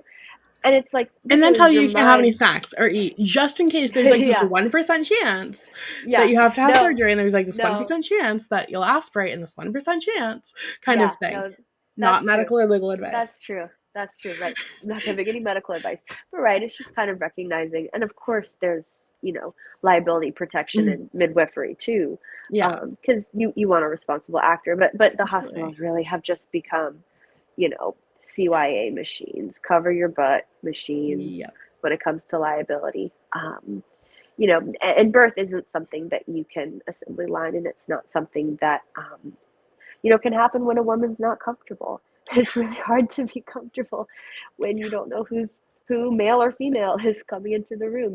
There's a lot of evidence that it really should be like a female space, or like, obviously my husband was there when Margot was Yeah. born. You're comfortable with that man, the man you feel safe with, Yes. the father of the child. The other Um, person that brought the baby into the world. yeah, yeah. But Yeah. but just thinking of it as like a female only space, and we're not allowed to have female only spaces anymore, are we? No. That's not allowed. What is a woman? But so that's just something that really impacted me. And it's not something I really ever thought about until I was pregnant. Mhm. But I don't know if it was just, you know, I guess it was a gift from God that I had a lot of Yeah. women who had been through home births in my circle organically.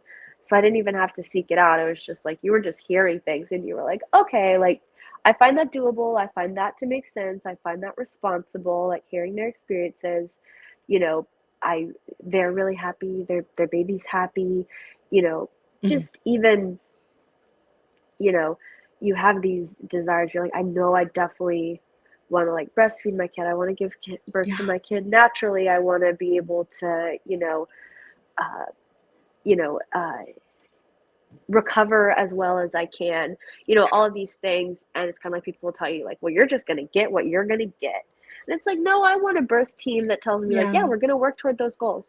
Nothing in life is guaranteed, but we will work toward those goals. Yeah. Like, you can accomplish these goals, or you can accomplish setting yourself up to be in the best place you can be to accomplish your goals. And that was You the know. biggest green flag when I did end up finding my midwife. And I was like Hmm. telling her like my birth plan, like what I wanted and everything. And she's like, it says here on your chart you're not yet pregnant. I'm like, I'm preparing. Yeah. Yeah. No, 100%. Midwives, midwives it's just so helpful to have somebody like that to talk to. Like even the Yeah. fact that I can just like text my midwife and be like, okay, I feel this. What do you think? Like blah blah blah. Like I've been at normal OBGYN practices Mhm. while pregnant, and I've been at midwifery practices, and it's like, do you think I could get a simple question answered over text at a normal No. doctor's office? No. And it's not something that, requires me going in or taking tests, just Yeah. like a question.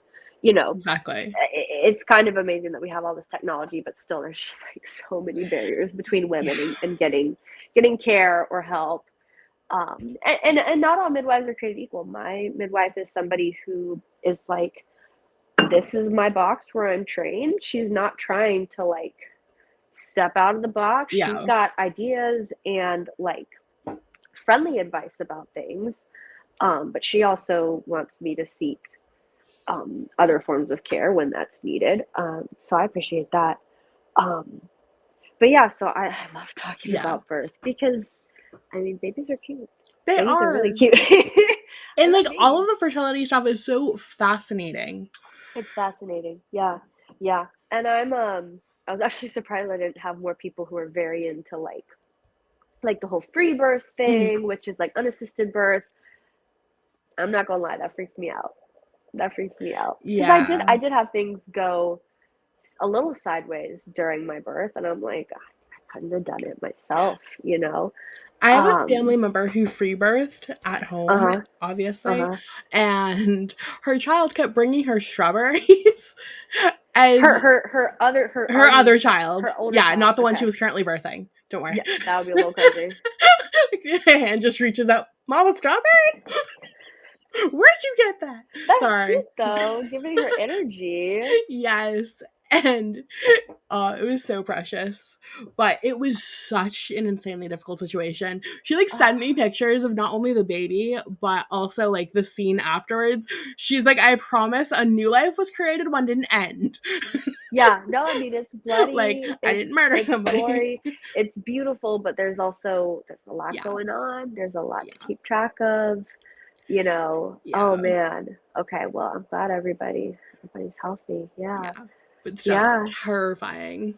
Yeah. But I just feel blessed that, I didn't pick West Virginia knowing that it was a state with where you have access to, Mhm. pretty easy access to midwives and, not just West Virginia midwives, Maryland midwives, like all Yeah. that kind of thing. Home certified professional midwives, I should say. But yeah, so my sister gave birth in North Carolina, and she really didn't have any access to Mhm. like home birth midwives. They've got it pretty like it's not totally outlawed, but they've basically made it as hard as possible for you to do home birth Mhm. in North Carolina. So that was kind of the impetus for me to write that piece because I was like, why is my home state like this? Could it be all the Yeah. hospital lobbies? Could it be? Could be. Could it be all the med schools? Anyways, Yeah.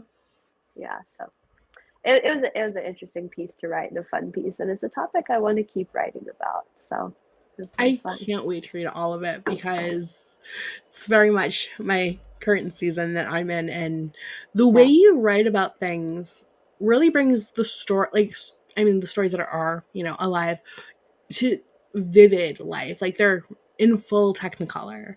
I'm so And glad. Yeah, yeah. And you can no, write I about like very enjoy it. serious topics with a certain levity and sharp wit and instinct that Oh, just thank you. makes it feel like I'm going to brunch with you. And I love that. Oh. And one day I will buy you brunch. That would be fun. Yeah. No, I credit a lot of it to just having a journalism professor who was just very liberal with the red ink. Like, you don't need this adverb, you don't need this adjective, you don't need two sentences that kind of repeat themselves. Like, just keep it moving. And unfortunately, Yes. the phrase kill your darlings is like so applicable. Like, if you're like, wow, Yes. I wrote a great sentence, like, you should probably, you should probably delete it. It's probably not that good. Um, which Yeah. so sad. I've had to learn the hard way. Um, I but feel yeah, that. just letting the stories shine through is definitely my favorite part of journalism. And writing about things you're passionate. I know you're the same. You Yes. just feel your piece turns out better if it's a topic you're passionate about. So Yeah. that's what I love about freelancing. I don't have to write anything unless I'm passionate about it. Yes. So, and It's I feel like my work makes is such a better for that. difference. Yeah. Yeah. Now, what inspired you to start the Girls Guide newsletter? I know we got kind of a couple different people who asked that, so I don't want to, not attribute it to one and not the other, but yeah. Oh no, I think multiple people did ask. This is great because I really appreciate it. I do have subscribers to the Girls Guide. Excuse me. Oh my goodness, who have been there Mhm. since its inception in 2021. The Girly Um, Girls Guide. yes, no, exactly. It didn't even start as the Girls Guide. It was the Girly Girls Guide to DC.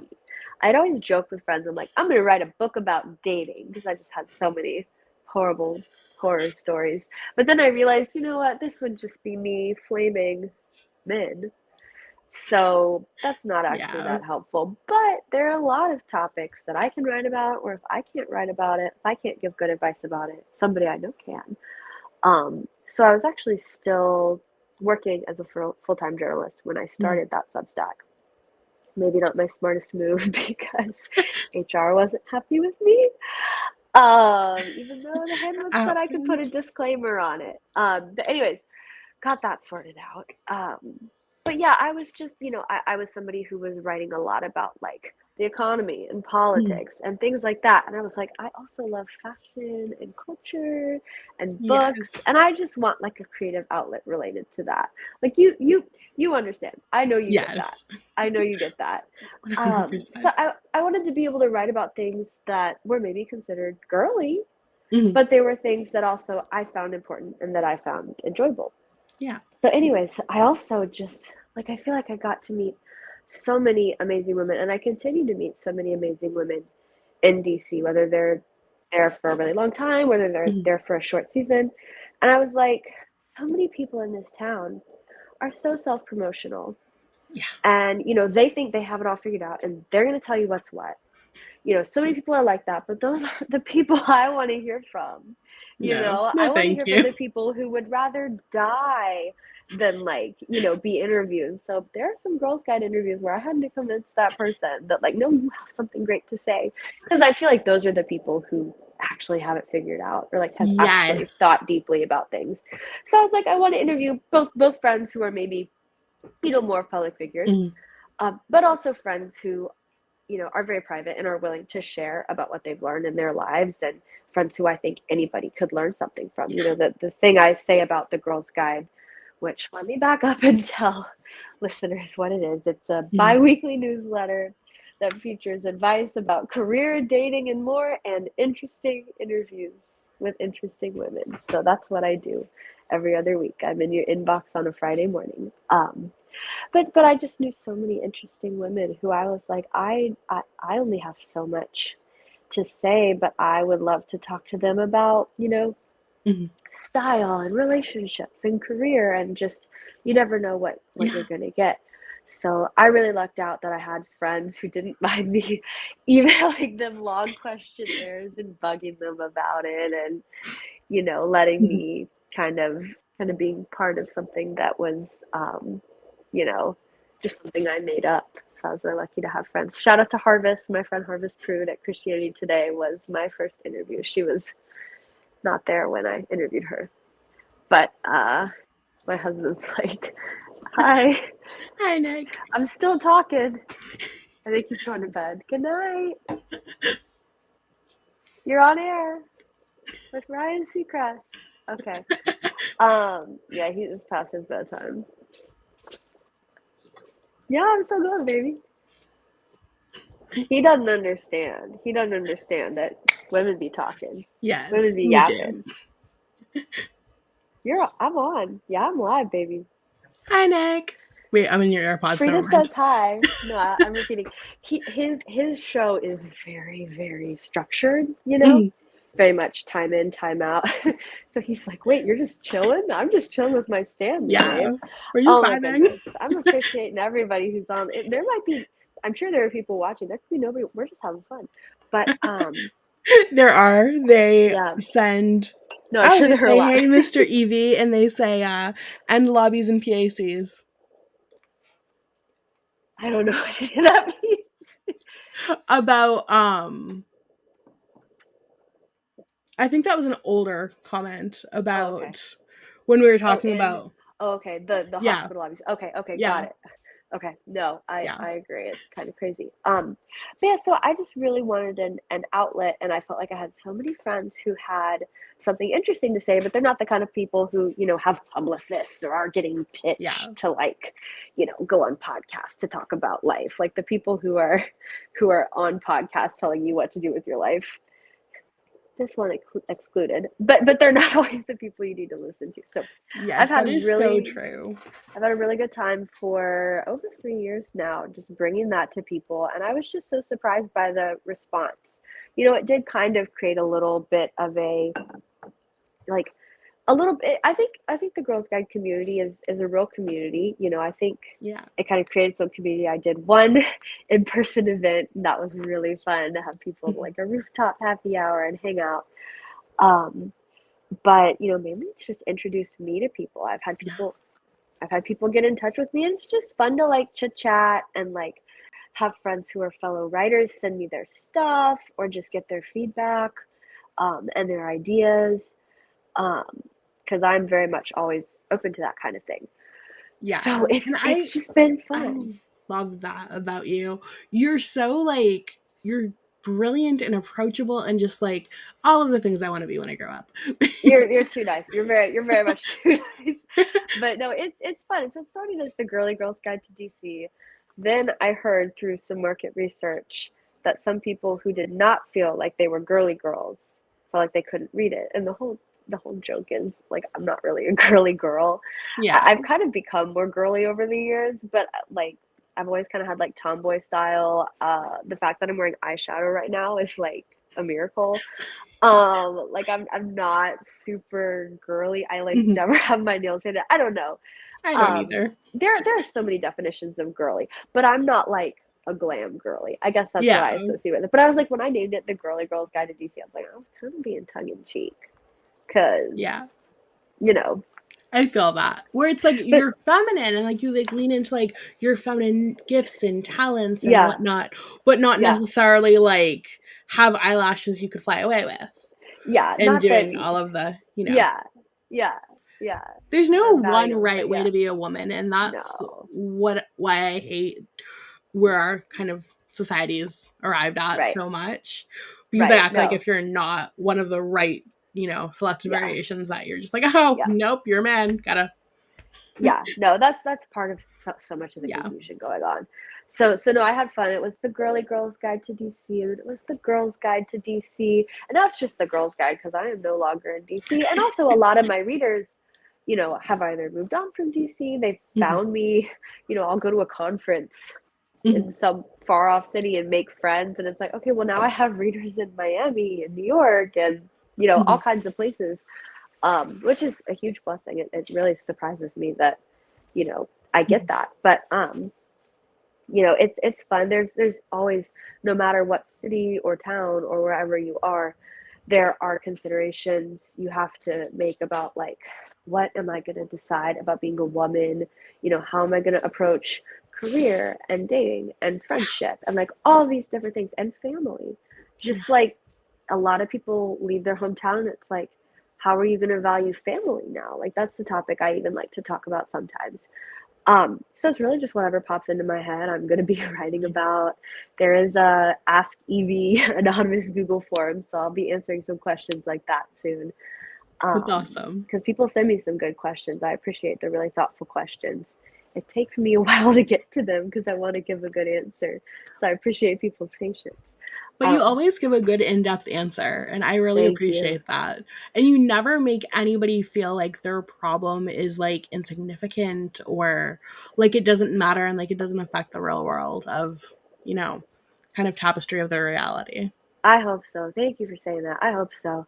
Because, yeah, I do find, I mean, the advice column has been like a staple of Mhm. like women's journalism for years. Yeah. And it's fascinating. And you kind of hear about some of these advice columnists and you're like, should I be taking advice from this person? And now it's the advice podcast. But Yeah. I enjoy writing them. I feel like a lot of it is people writing in who already kind of know the answers. So you have to kind of reframe their mindset. Like for me, Hmm. answering a question is all about reframing the mindset. Like you're writing in this question like it's an either or, but it's really an and. So the question is, Yeah. do you even want to do this thing you're writing about? Like, is that, so I have fun. Some psychology, Mhm. about psychology, Yes, I doing do. using some psychology skills when I answer my Yes. questions. But And it I have shows fun doing it, in a and good I hope way. it's helpful to people. Sometimes it'll take me so long, I'm like, they've probably already solved their problem by now.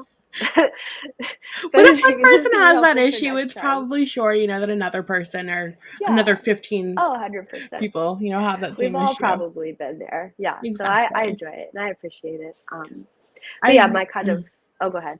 no, go ahead. My philosophy is like, I want to just like interview and give advice. I want it to be, people who I would consider a role model for my little sister. Like that's kind Yeah. of my bright line, like what I want my little sister reading, stuff like that. So I have a lot I of love fun. that. Yeah. Yeah. It's you have so many components going on in your life right now that are going to make such a holistic and lovely, like thorough legacy. And I love that so much and I really respect and admire it. Oh, thank you. Yeah, it's kind of crazy because I'm like, well, I guess Margot will read these one day. I was kind of thinking, I was like, the internet is not actually forever. It's forever in some ways. I'm like, I think I need to print these out. At least Yeah. the couple of good ones. I need to print these out just Got like because a binder going. I know I need to. Just If because, you do it every other week, it won't feel like it's that much to do when you have to put it together when she's like exactly. 15 or something. Exactly. No, I need to get a binder together just because you want to be able to look back on these things. Whatever Exactly. it is you're doing, whether you're being crafty or whether you're, just, hitting goals in any way, like keeping a notebook. I'm not a hoarder. I tend to throw things out, but Yes. it's like you should keep some of these things. Like it's amazing what you forget. It's amazing, you forget progress that you make. Yeah. So whatever you do, keep some physical records of it. Even It's if it's just okay you to have like taking a notes. crumb of sentimentality. That's Oh something yes, that I had to yeah, allow myself to lean into because I'd just be like, nope, throw it away, throw it away, throw it away. yeah, With yeah, moving between so many different apartments yeah, and places yeah. and states and I'm like, You won't be the no. only one who cares about it. You won't be the only one who cares about it. Yeah. And it's so wild with that juxtaposition because I'm the same girl who would save certain like things that I got duplicates of when I was a little girl growing up so I could give it to my daughter one day. Oh, I'd that's be like so sweet. 7 and I'd be like, oh, I have that same Barbie doll. Her hair is just a different color. She's going in like my, for my daughter bin. Your It's little, like, not a hope chest, but it's like your daughter chest. yes. I'm not gonna lie, I have some like vintage like clothes saved away from Margot. Like I'm like if Aw. I'm finding like vintage silk at the Goodwill, size too small for me, I'm throwing it in for her, okay? Yes. Like Absolutely. just like basics. I'm like, there's more than enough to go around, right? Hopefully she'll appreciate it. Exactly. Hopefully she won't be like, Mom, your taste is kind of whack, which she might be. But I'm trying to get like really basic stuff. But anyways, no, Exactly. I think it just shows like the heart of a woman is like Mhm. we do like to think about the future. Like we do like to think about like caring for others and making them feel special. And like that's not a weakness, that's a strength. Like that's amazing. So Absolutely. I think that's precious. And I'm sure that she's going to love it because you have a very iconic, timeless taste. It gives like Audrey Hepburn in some ways. Oh, thank you. As I'm in my Old Navy t-shirt. Thank you. Thank Hey, you. she wore t-shirts too, okay? Hey, this is true. She made him look good. No, I love it. Exactly. I feel like it's taken me a while to kind of grow into my style, and maybe it's even partially why I do the Girls Guide. I love interviewing stylish women and asking them for their tips. I try not to make that Mhm. the focus of every interview because I'm like, okay, there's just so much style content out there. Yeah. Um, but no, it's so much fun, and it's not actually something that takes a big budget if you have any kind of good thrift store near you. It just takes having a good eye, I think. So One of the it's something comments I in find chat really fun. was, what were your daughter's first words? Because we have a community Oh, member, a sometimes community member, whose name is Margot, and she always comes into the chat and she screams, "Be oh, Catholic," and then if I don't have a Catholic on, she leaves. oh! I'm not Catholic. Sorry, Margot. Neither am I. Sorry, other Margot. Yeah, no, my daughter's name is Margot. Margot with the T. Um, uh, her first words was Dada. Aw. Oh yeah, Dada. Her first sentence was "Hi, Daddy." We were actually at a thrift Mm. store, and she saw him from like across the aisle, and she went, "Hi, Daddy." So it was all Dada and Daddy and like all these things. So it's really cute. I'm trying to think of other funny words. Her first like three-syllable word from Mhm. like maybe a few weeks ago. Her first three-syllable word, just because those are funny, is bicycle. Bicycle. She has a little it's like a Fred Flintstone Mhm. bike. They just push it with their feet. Yeah. It's called a balance bike. Um and yeah, she will get on it and she'll go, bicycle. She'll just kind of like That's go away and then she'll amazing. like run into a table, fall over, like all that good stuff. But yeah, so she can say bicycle like no problem. That's like her one three-syllable word that like no prompting. She's just throwing it out there. That's Um, incredible. The I'm person trying to who think what asked else. their daughters, her daughter, both of her daughters, both said kitty for their first words. Oh, that's funny. Yeah.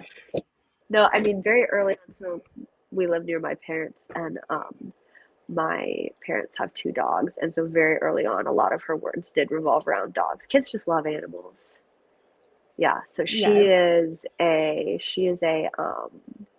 she does not understand the concept that not all dogs are good girls.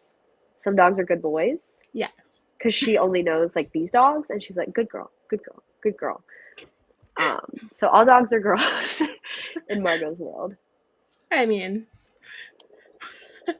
I think I We're once working knew on it. somebody that like genuinely believed until they were in like late elementary school that all dogs were boys and girls were cats. And Because cats if were a girls. Yeah. yeah, yeah, That's not factually true, but it is spiritually true. So I'm yes. with them. I'm with them. It's Like spiritually true. it's a vibe. Yeah. I get it. I get it. Now, wrapping up here before we get into the Twitter questions, what are the biggest challenges you face as a writer in today's media landscape? That's a good question. Yeah, because, it's let's see, when did I start working in newsrooms? I started working in newsrooms in 2016. Nothing interesting happened in 2016, right? Just kidding. Not fun.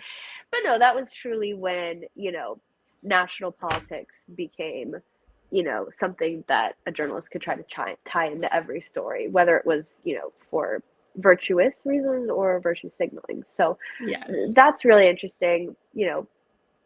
On the one hand, our national politics are, Mm, very pervasive, but on the other yes. hand, I want to write stories that are timeless and kind of recognize that, I want them to. Can you still hear me? Sorry, I messed Yeah, up I my can still AirPod. hear you. Okay, Sorry. okay, good. My Uh, husband's in chat telling everybody that we're not going to have a daughter, we're going to have a boy no matter what. And chat's telling him that that's not how it works. oh, he needs to talk to my husband because my husband will have him convinced that a girl first is like you will be on cloud nine. Yes, I think we need to Like have she like will a be remote coming double up to you date. going, daddy, like you'll literally never be the same. So my husband is definitely the person like talk to. If you're like, I want a boy over, like talk to my husband. He's going to change your mind. You're gonna be like, I need my little princess. But no, whatever God gives you, right?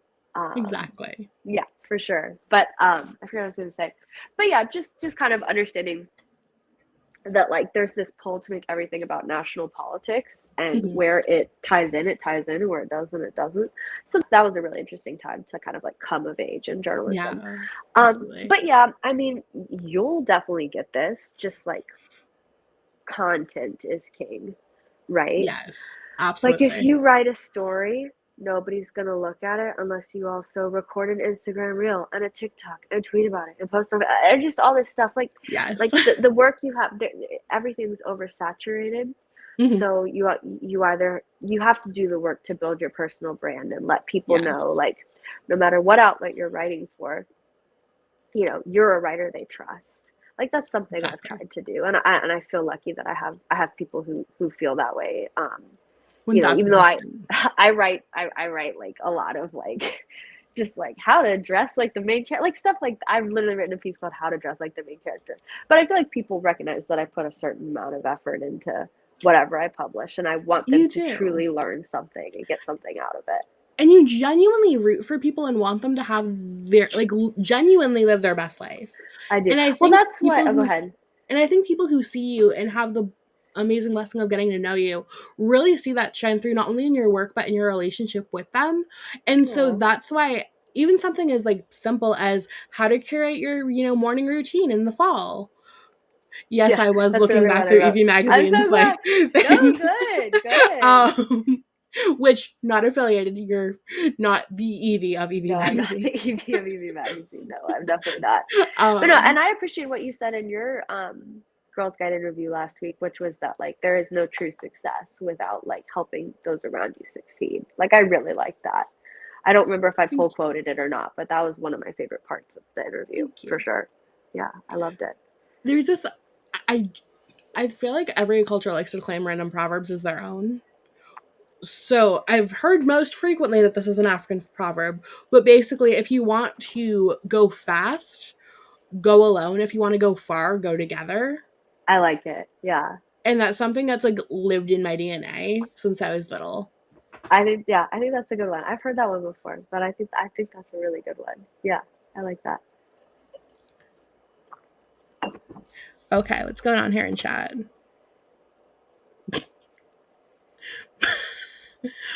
Boys, what are you doing? See, I can't. I'm Wait, not seeing any of it, so I don't know. Maybe there was a way I could, but that would um, just overwhelm me. apparently somebody was born rabid. Um, oh, Born rabid. oh, somebody's son was born rabid, jokingly, and Okay, okay. they're saying to put him in the shed, but the issue is he would break out. It's a whole apparently like long Hmm. running joke that I'm trying to like There's probably a Call the Midwife episode on this. yeah. That we'll let them handle it. Oh my goodness. um Okay.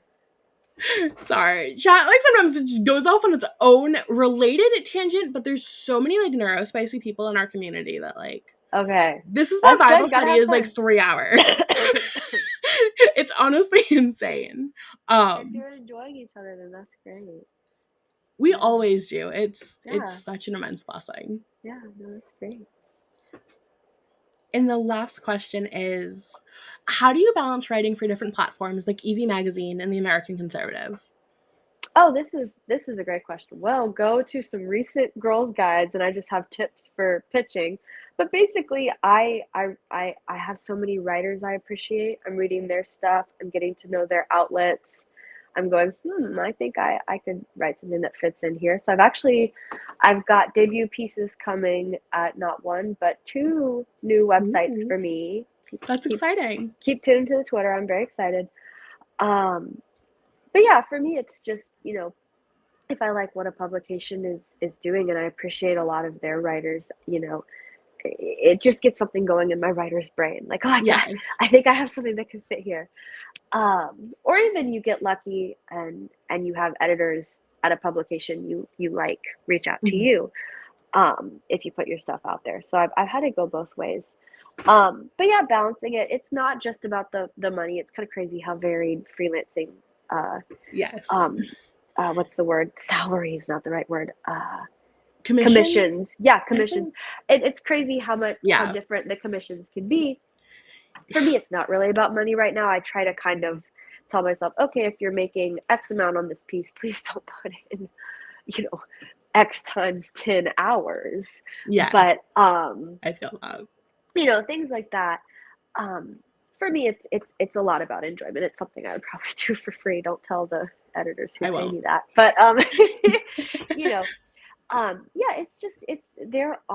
yeah, there are a lot of websites and magazines that have either shut down or lost their way, but there are a lot of new things popping up, or Yeah. publications that never stop being great. So I really appreciate the American Conservative. Um, right now, I need to pitch them something actually. But You there's put you something. put me on, hold on. Words are hard. Your writing on their site put them on my radar. There we go. That's I'm what I was so trying to say. glad, because yeah, Yeah.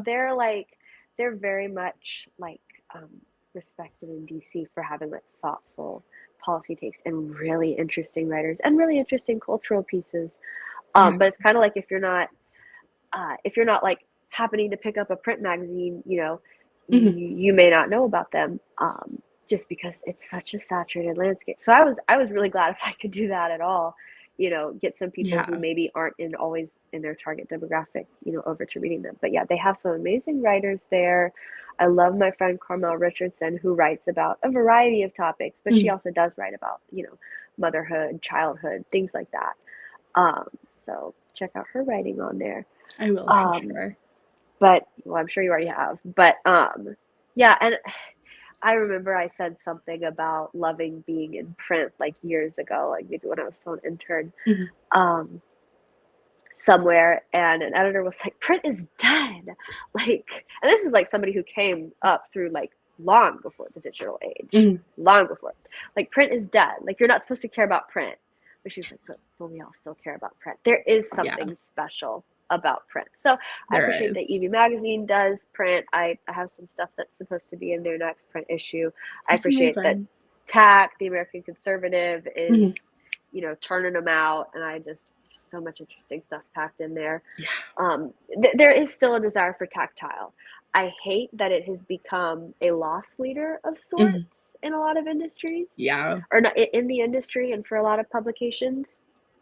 But there is something special about holding your work in your hands, being able to frame it, or just being able to hold it. It's really special.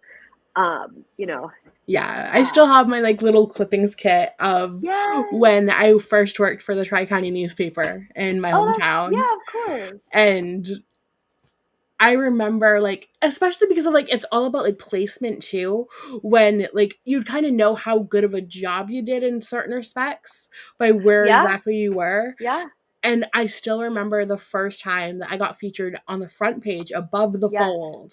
yeah, And what an insane roller coaster ride that was for me, because I had written about this boy who I'd grown up and gone to school with since middle school. And unfortunately, something bad happened on his way to school that day, which made him never get there. But so it was, it's yeah, something that needed to be covered. The community wanted it covered. Yeah, they wanted to exactly. know. Yeah, yeah, And so just cover it, like, and ever since then, like, human interest stories have always been like, this needs to be written, and this needs to be written with uh-huh, such respect uh-huh, and a yeah, heaviness, but a levity for appreciation of life. yeah, yeah, yeah, like not Yeah, being self-serious for sure. No, I think, people are like, well, you can just log in and you can see how many clicks your article got and like blah blah blah. And it's like, okay, that's one thing. But yeah, it's like getting your yeah, name, moving up on the masthead or seeing your name on the cover, things like yeah, that. Like, for some reason that still like really gets you. It makes you feel like, okay, I am a writer, you know. yes, yeah, Um, Even though clicks are good too. I like clicks as well. yes. We do like clicks there. We also like likes, so make sure that you smash that like button and the subscribe button so that you will never miss a latest stream episode, because I have some good ones coming at you. In fact, before we get into the Twitter questions, want to kind of let y'all know a little bit of a deal here. So, this episode, dream come true. Love Evie. Thank you so much for being here. Next week, we have our mutual friend, Allie, who y'all might know on Twitter as Cluffalo. And then comes July 4th weekend, like the week of July 4th. I'm not going to be here. So I'm going on vacation. Week after that, we're having a birthday party because I'm hitting a milestone birthday. And then things will resume as regularly scheduled. But just figured I'd put that all out there, a little bit rapid fire, so y'all can know what's coming down the pike this upcoming little bit of time. Because I know it's not the exact usual of what you're gotten to, as we do step into season 3. Oh, what was the question?